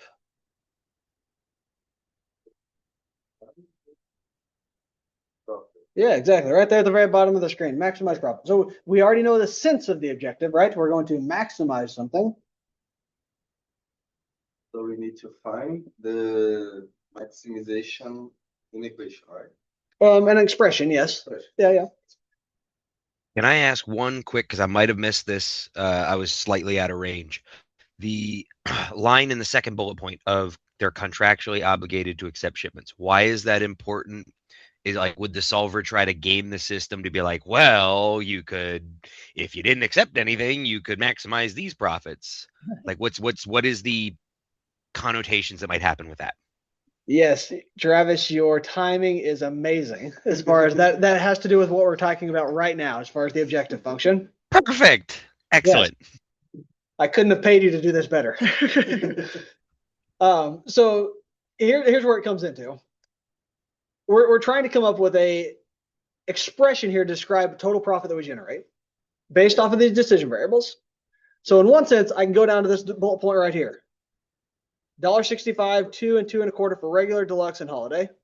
So if I just look at that, I say, okay, yeah, $1.65 times X of R plus 2 times X of D plus 2 1/4 times X of H, right? All right. So That's we gotta find the total cost and subtract the total cost from the revenue. That is the trap. You were describing the trap. That is a trap in this problem. I followed it. Yes, you fell right into that. Yes. So that's why I wanted to bring it up. That's why the question timing is amazing. So the key part here is the fact that it says, yes, we are contractually obligated to accept these shipments regardless of any product production. Because yes, I think I fell in the same trap the first time I saw this problem as well. Because yeah, if you're very careful, you'll say, okay, yeah, that trap is I'll compute the dollar per pound that's cost the shipment, and I'll deduct that off the profit contribution. Okay, why am I saying ignore all that? Ignore the fact that we have cost per shipment, throw that out. That is what we would consider a sunk cost. Sunk cost means no matter what decision in this model makes, I'm still going to have to pay that, right? That's the whole contractually obligated. I could sit on my hands, not do anything. I would spend the sum of those costs essentially at this point. That's what we call a sunk cost. There's no decision to be made. Well, yes, we'll assume you're a good business. I mean, yes, there's a decision to be made. Don't pay those things. I get in a lawsuit with the companies or something like that, right? The vendors sue me for something like that. We're going to assume we don't do those type of things. But the whole idea is, since I'm contractually obligated again, I have to pay those things. That is now determined as a sunk cost in this problem. So that means that the model has no effect on those decisions. So we throw that all the way out. So we only take the revenue cost. Yeah, the revenue. These raw profit contribution values. Yes, yes. Don't worry about the shipment cost at this point. Is what we're saying. We can't talk about profit because we need to ignore the costs, right? Yeah, you have to be careful here. The question talks about that as profit contribution. Maybe you can talk about it as gross profit contribution. I've heard of the terms gross and net at times, right? And so maybe, yes, you could get in the argument of like, okay, yes, if I sum all that off afterwards, what would that actually be there? But for the sake of the problem, we're going to just say throw the costed part out there. Yes. Does that make sense? Makes sense. Okay. What I understood is we're gonna do all these. We're gonna make all these calculations, regardless the costs. And by the end of the problem, we're gonna put the total cost to subtract the equation, maybe to find a feasible region for that. That last step where you're taking the cost and subtract that out, that's going to be outside of the scope of what we'll talk about today. That's kind of a downstream business process that you would be talking about to a business owner and say, hey, do I want to consider this or not? Okay. But from the optimization side of things, that is totally irrelevant. Okay. Does that make sense? Makes sense. All right. So, Travis, did that answer your question as well? I think you were the one that brought that up. Absolutely. Okay. So we end up with we now need to write this mathematically as a expression. So we have 1.65 times x sub r plus 2 times x sub d, 2 1/4 times x sub h. Very good. Subject to something. Again, this is, say profit there to remind us. All right, so now we get into constraints. What are we thinking constraints here?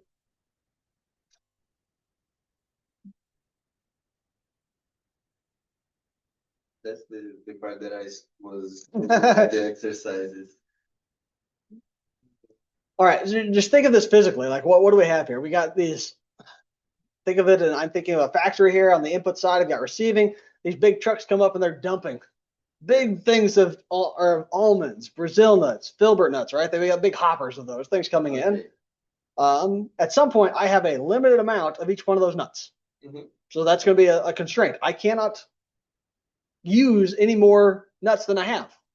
Yes. Yeah, so we need to write that idea out as far as constraint wise. And so in this case, that's going to be 1, 2, 3, 4, 5 different constraints, one for each nut type. Yes.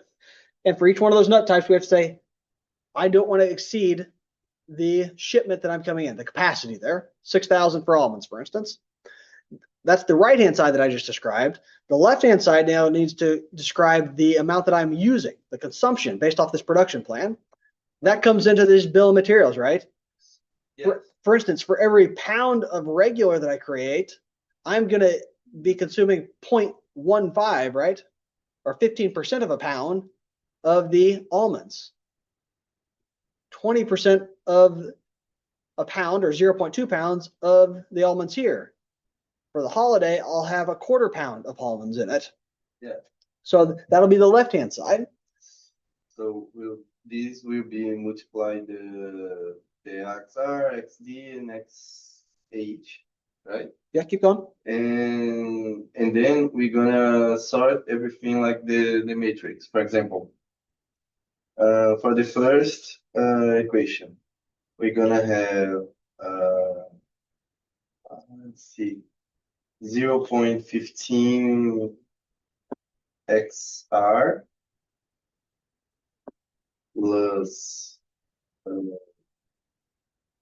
0.2 XD and 0.25 XH. Yep. But now we need to add the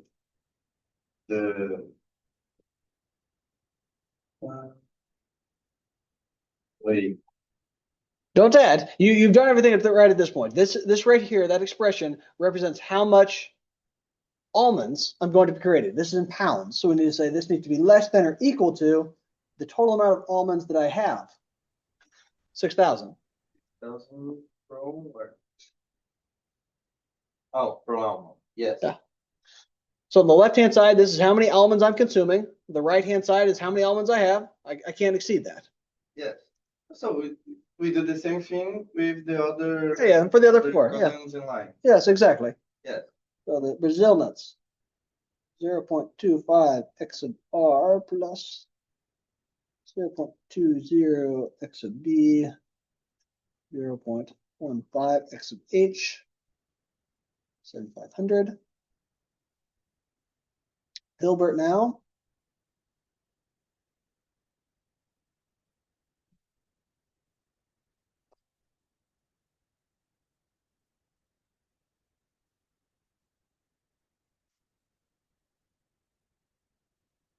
Six, 7, 5, 4, 3.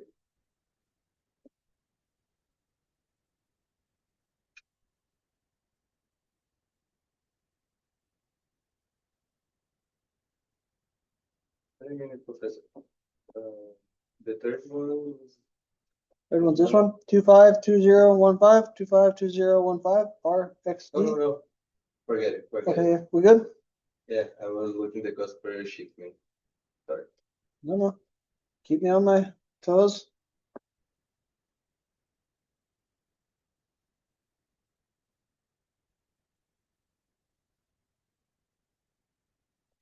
Right, so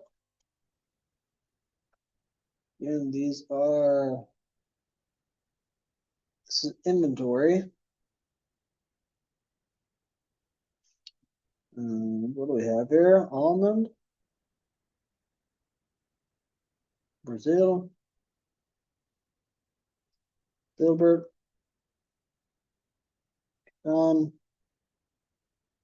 walnut. Very good. All right. Are we done? Are you sure? No. We still need to put the orders. Yes, exactly. That bottom table, right? Orders in pounds, right? So fairly straightforward here. As far as those are lower bounds associated with the decision variables. So we can just put that in here as like X of bar must be greater than or equal to 10,000. X of D greater than or equal to 3,000. X of H greater than or equal to 5,000.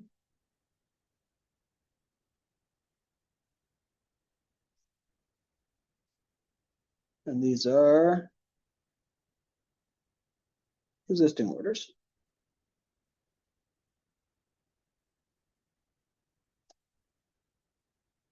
Usually I write non-negativity constraints, right? You've seen me do that over and over again. In this case, I am not going to. The reason being those last three things basically made the non-negativity constraints redundant, right? Usually I would say X of R is greater than or equal to 0. Well, here I'm saying it's got to be greater than or equal to 10,000, right? So that 0 doesn't mean anything. Yeah. But I believe other than that comment, I think we've come to a well-formed problem there, model. We'll slide this slightly over here. Any questions, concerns as I kind of transition out to Excel? Verbal and a three verbal expression like this. Yeah. If we put these in graphics, would be a 3D one. You know, I think could do it as a three-dimensional graphing thing. Desmos, I don't think is going to help you at all. I haven't really played with that, but I think at 3 decision variables, you could probably get to it. Feasible regions right now, we're talking about it with 2D are planar, right? I think 3D, you'll end up with some sort of weird polygon-shaped ball view that you would have to work with. Decision variables or objective functions in 2D are going to be lines. All right. Objective function things in 3D, I believe, will be linear planes. So it'd be like slices of planes that you would be looking to see where it hits a volume itself there.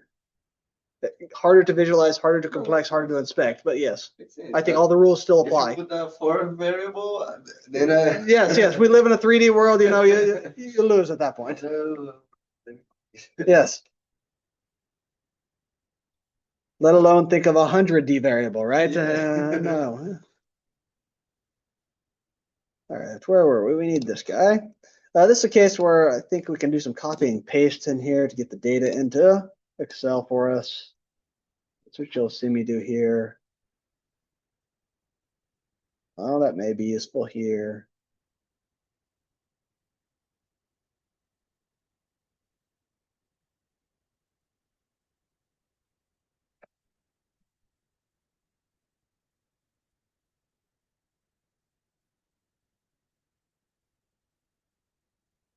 Okay. So kind of like what we talked about last week, just going to create the separation of concerns, everything data-wise on the left. The model will be on the right. We need to figure out some decision variables. It seems like most of them are vertically aligned, so let's go with that. I guess I could describe that.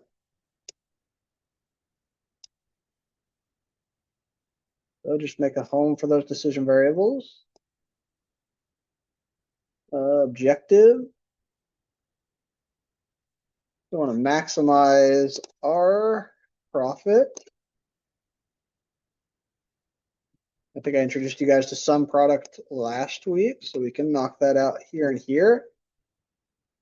That should compute what we wrote as the objective function there on Excalidraw.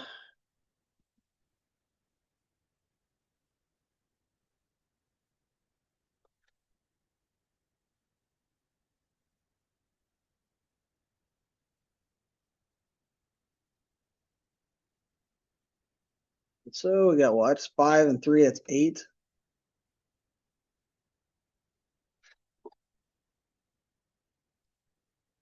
Looks like less than or equal to and greater than or equal to. There's 5 of these. And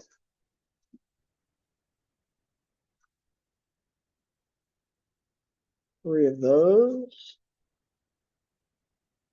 I guess maybe we start at the bottom. That's probably easier.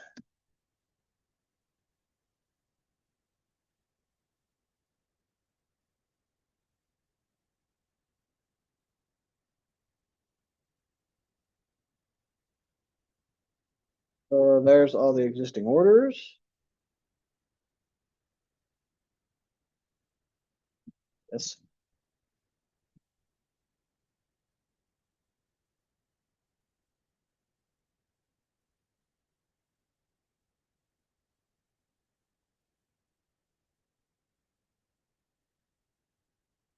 And now for our inventory, just follow the same routes here.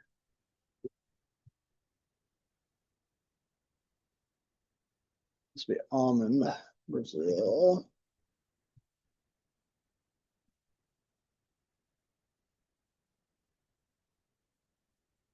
Here.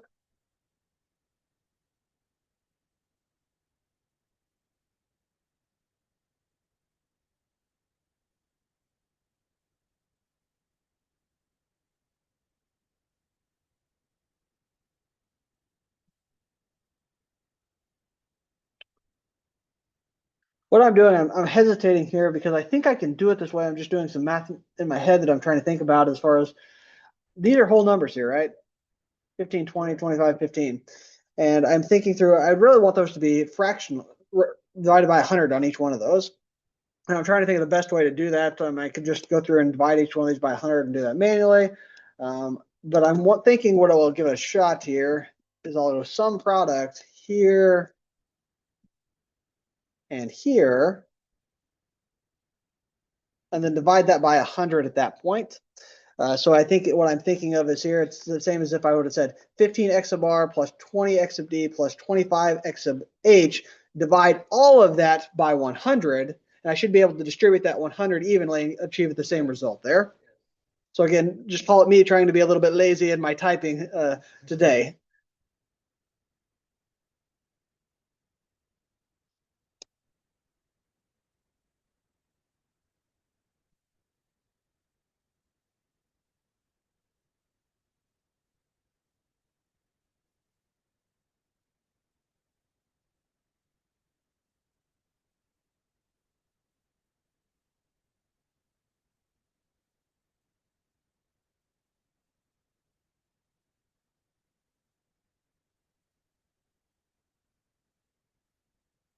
Okay. So now I think we've got everything into the workbook, so that's good.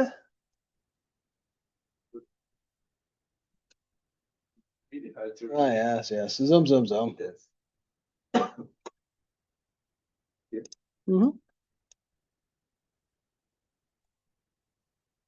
Solver, that this is the objective. We want to maximize it. Yes, very good. 3 variables here.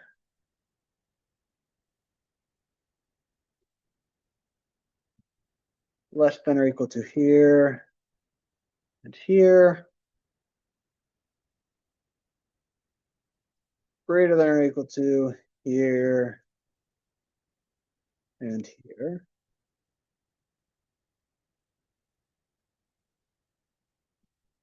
All right, so at this point, it's been nice. I've only got 2 different types of constraints, less than or equal to and greater than or equal to, so I did them all in 2 different batches. We do want to make unconstrained variables non-negative, and I want to run it against a simplex LP solver there. Lovely ping there. We like to hear that. Solver found a solution. All constraints and optimality conditions are satisfied. Even better, we want to hear that as well. Yeah, 61,375 does look like a good number for us here. Just consulting my notes there as we page through this. I'm going to go ahead and show all these reports just because I am expecting to have some questions that I'm going to follow up with here. It'll have to do a sensitivity analysis. And maybe do just a touch bit of formatting here. Looks like, okay, the optimal solution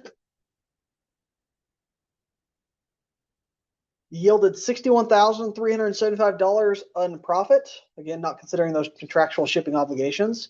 The plan of action will be to produce 17,500 regular mixes in terms of pounds of regular mix, 10,625 pounds of deluxe mix, and 5,000 pounds of holiday mix. So there's our plan of action.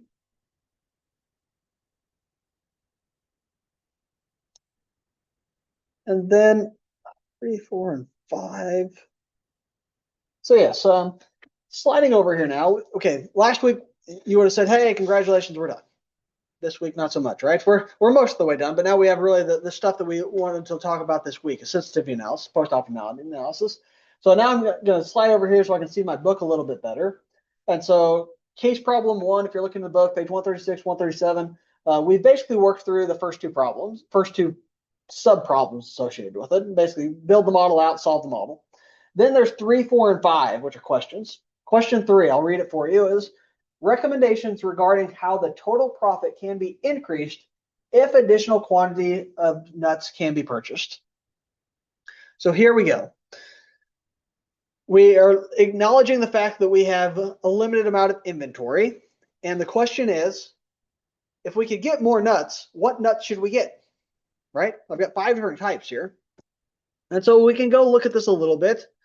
In this case, my nuts were the first 5 constraints here. If I look at just the answer report, well, definitely the middle 3 here are not binding. Those middle 3, if I translate those back, are these 3 here. You can just look at the results here. This is left on the left-hand side. That's left on the right-hand side. That's left on the right-hand side. So all of those in red, you don't want to add more of those nuts, right? None of those are binding, right? We're not leaving them there. But the one here and the one here.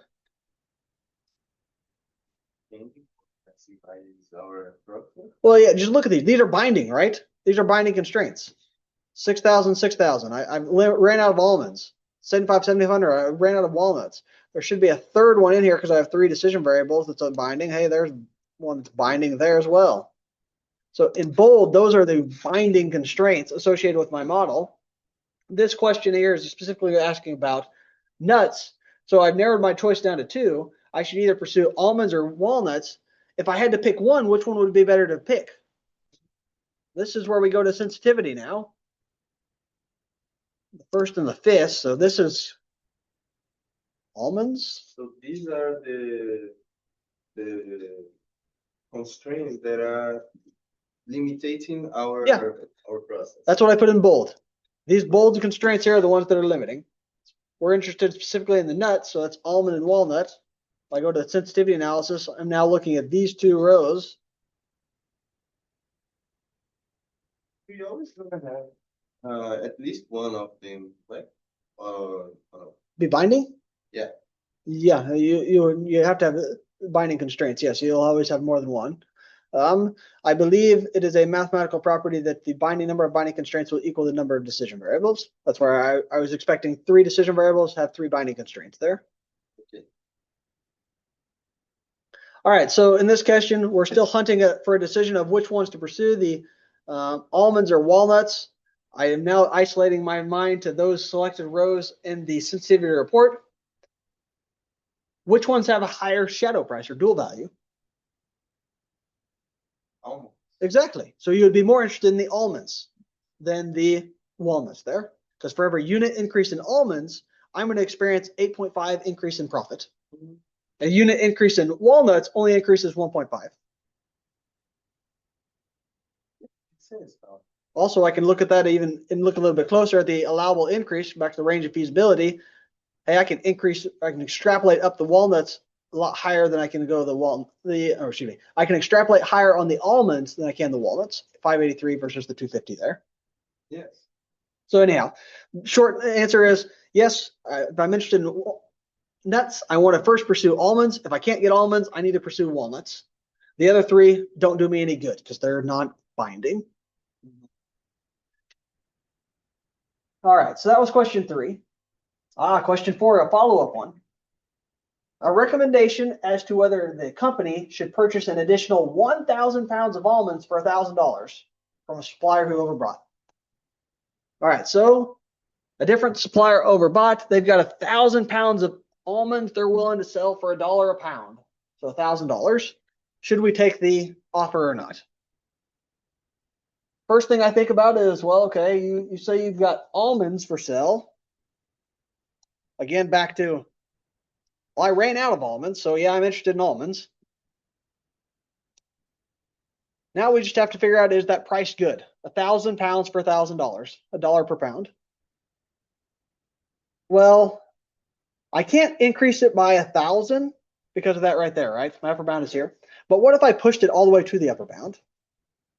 Well, if I pushed it to the upper bound, I would say that'll increase by the product there.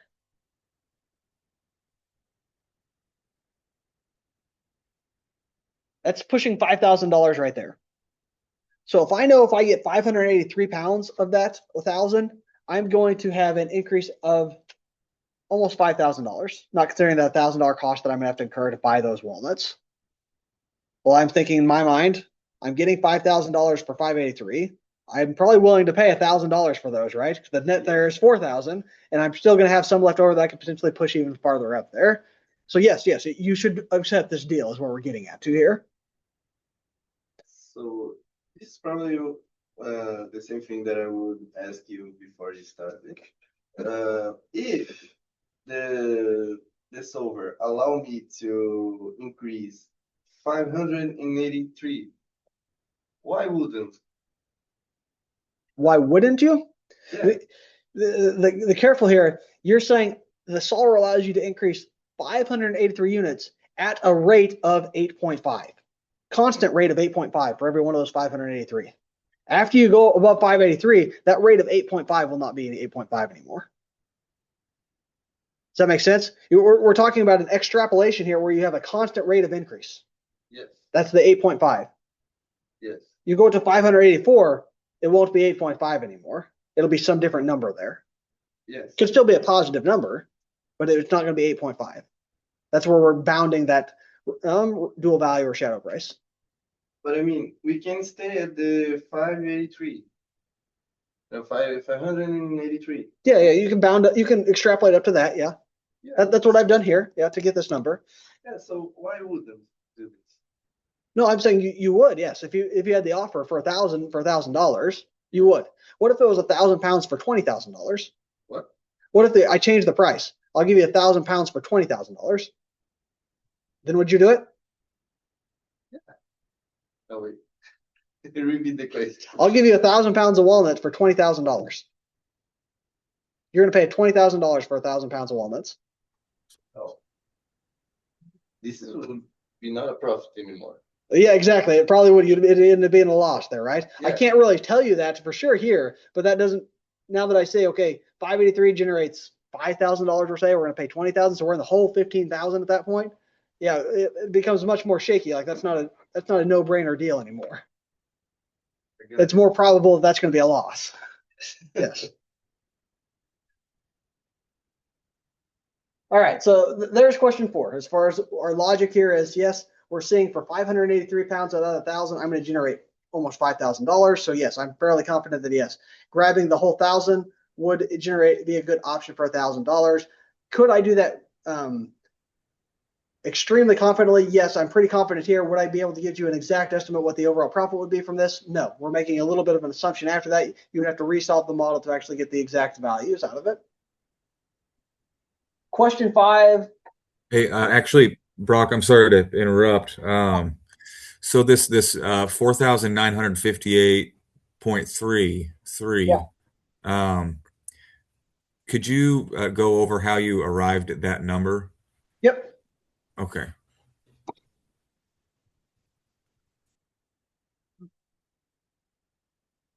Hopefully I see it in the formula bar now. Okay. Yeah. Basically, what we're doing is we're taking that dual value and pushing it to the extreme upper bound.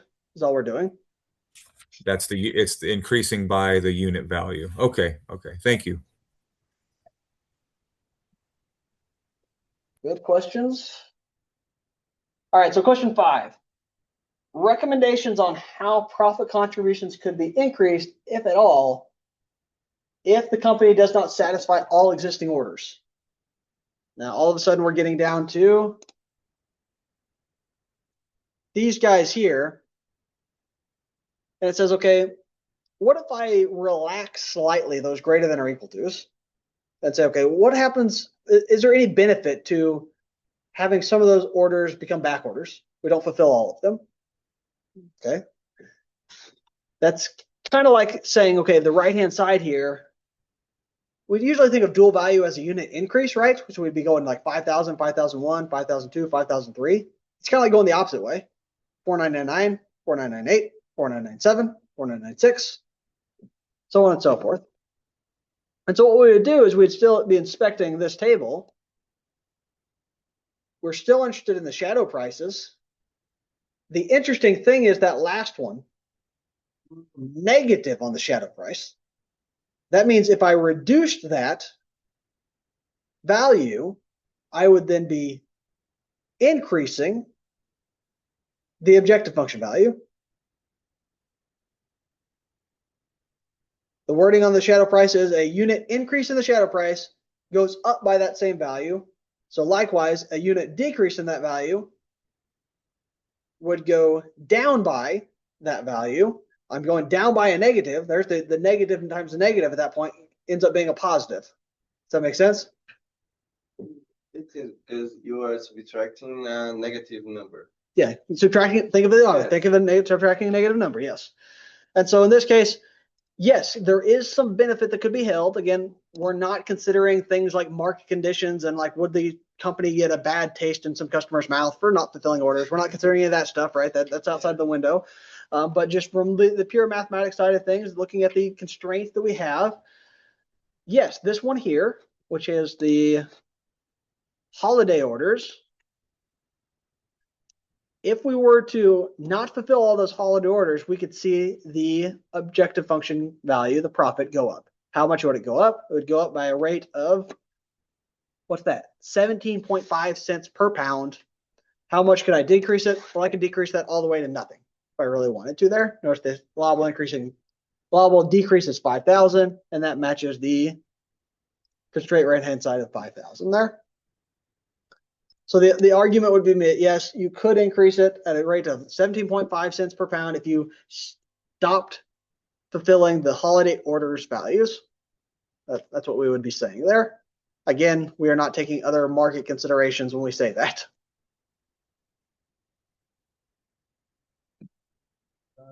Can you show the impact of what you explained right now? The math. Oh, just like this, kind of like this one? Well, just like this one, but I mean, changing the value of the expressions. Here? Let's see if we can do this. Maybe it would be easier to understand how the shadow price works and how the, you know what I mean?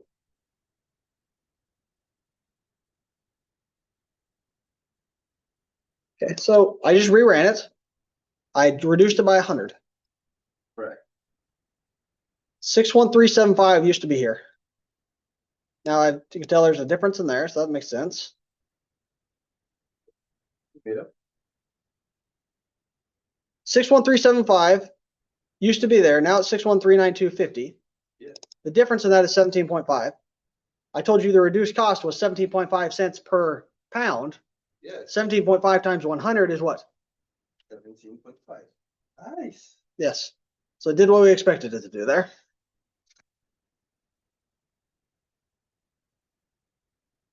Okay, so at this point, we've actually hit the end of the lecture. That's the last of the questions. Any questions, concerns that we have before we kind of move into here's the homework assignment stuff?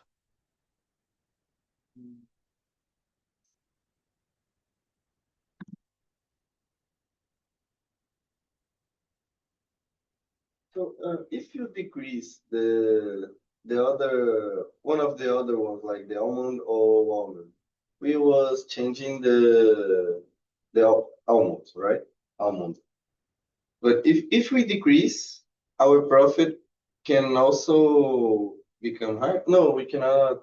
Oh, we cannot decrease because Yeah, forget the it. almond itself, yeah, if you decrease the almonds from the Yeah. original problem, your profit will be less. Yes. Yeah. Forget it. Okay. All right, not hearing any other questions. I'll go ahead and point us browser here. So to solve the next exercise of the homework, we need to use Excel or Python. Yeah, I would. Use anymore. I think there may be one graphical one. We'll see here. Looking at the homework sets, 2 attempts takes the highest, same as always. 1 week of time, basically minus 2.5 hours, I think is what it ends up being there. So start of class time next time is when it'll be due. Oh yeah, I can't. Nobody's taking it there. I hit the wrong button. Preview. This is a graphical solution here, so you can use Desmos for that. Still uploading a graphical solution here, same as always, talking about requirements there. And then 19, that's more of a computer-based solution. 21 is more of a computer-based solution. 31, yeah, all the rest of them are probably computer-based solutions there. Anyhow, hopefully you're kind of getting the routine of like, here's the homework set in the week type thing. Again, I always encourage students to start as early in the week as possible so we can have conversations throughout the week to hopefully get you unstuck. I guess thinking toward next week. Next week I will be remote. I already know that in this point, so no need to come to W203 unless you just want to use the resources here. I'll be at home, basically broadcasting with Zoom. That'll get us to chapter 4. Some more advanced, slightly more advanced applications. Then we got chapter 5, and then actually we're getting closer and closer to what is not here right now, which is in that position, which is exam number 1. Don't everybody get excited at once. So, is there any further information you could give us about the exam? Yeah, usually I talk more about it in the chapter 5 lecture, but I can tell you kind of the usually way it falls out at this point. Usually as far as the exam resources you have, it is a timed exam. You have 2 hours and 50 minutes. Or no, what are we in here? 2 hours, 30 minutes in here. So you have basically 1 class period's worth of time to do it. You schedule it whenever you want during the week. So that's kind of up to you to figure out the best timing there. As far as resources during that 2 hours and 30 minutes, I let you use the book. I let you use software like we were using in class, Excel, Python, Desmos if you want. That's all fair game. It basically opens when you start it. You have 2.5 hours. It closes when you end. No 2 attempts, just 1 attempt.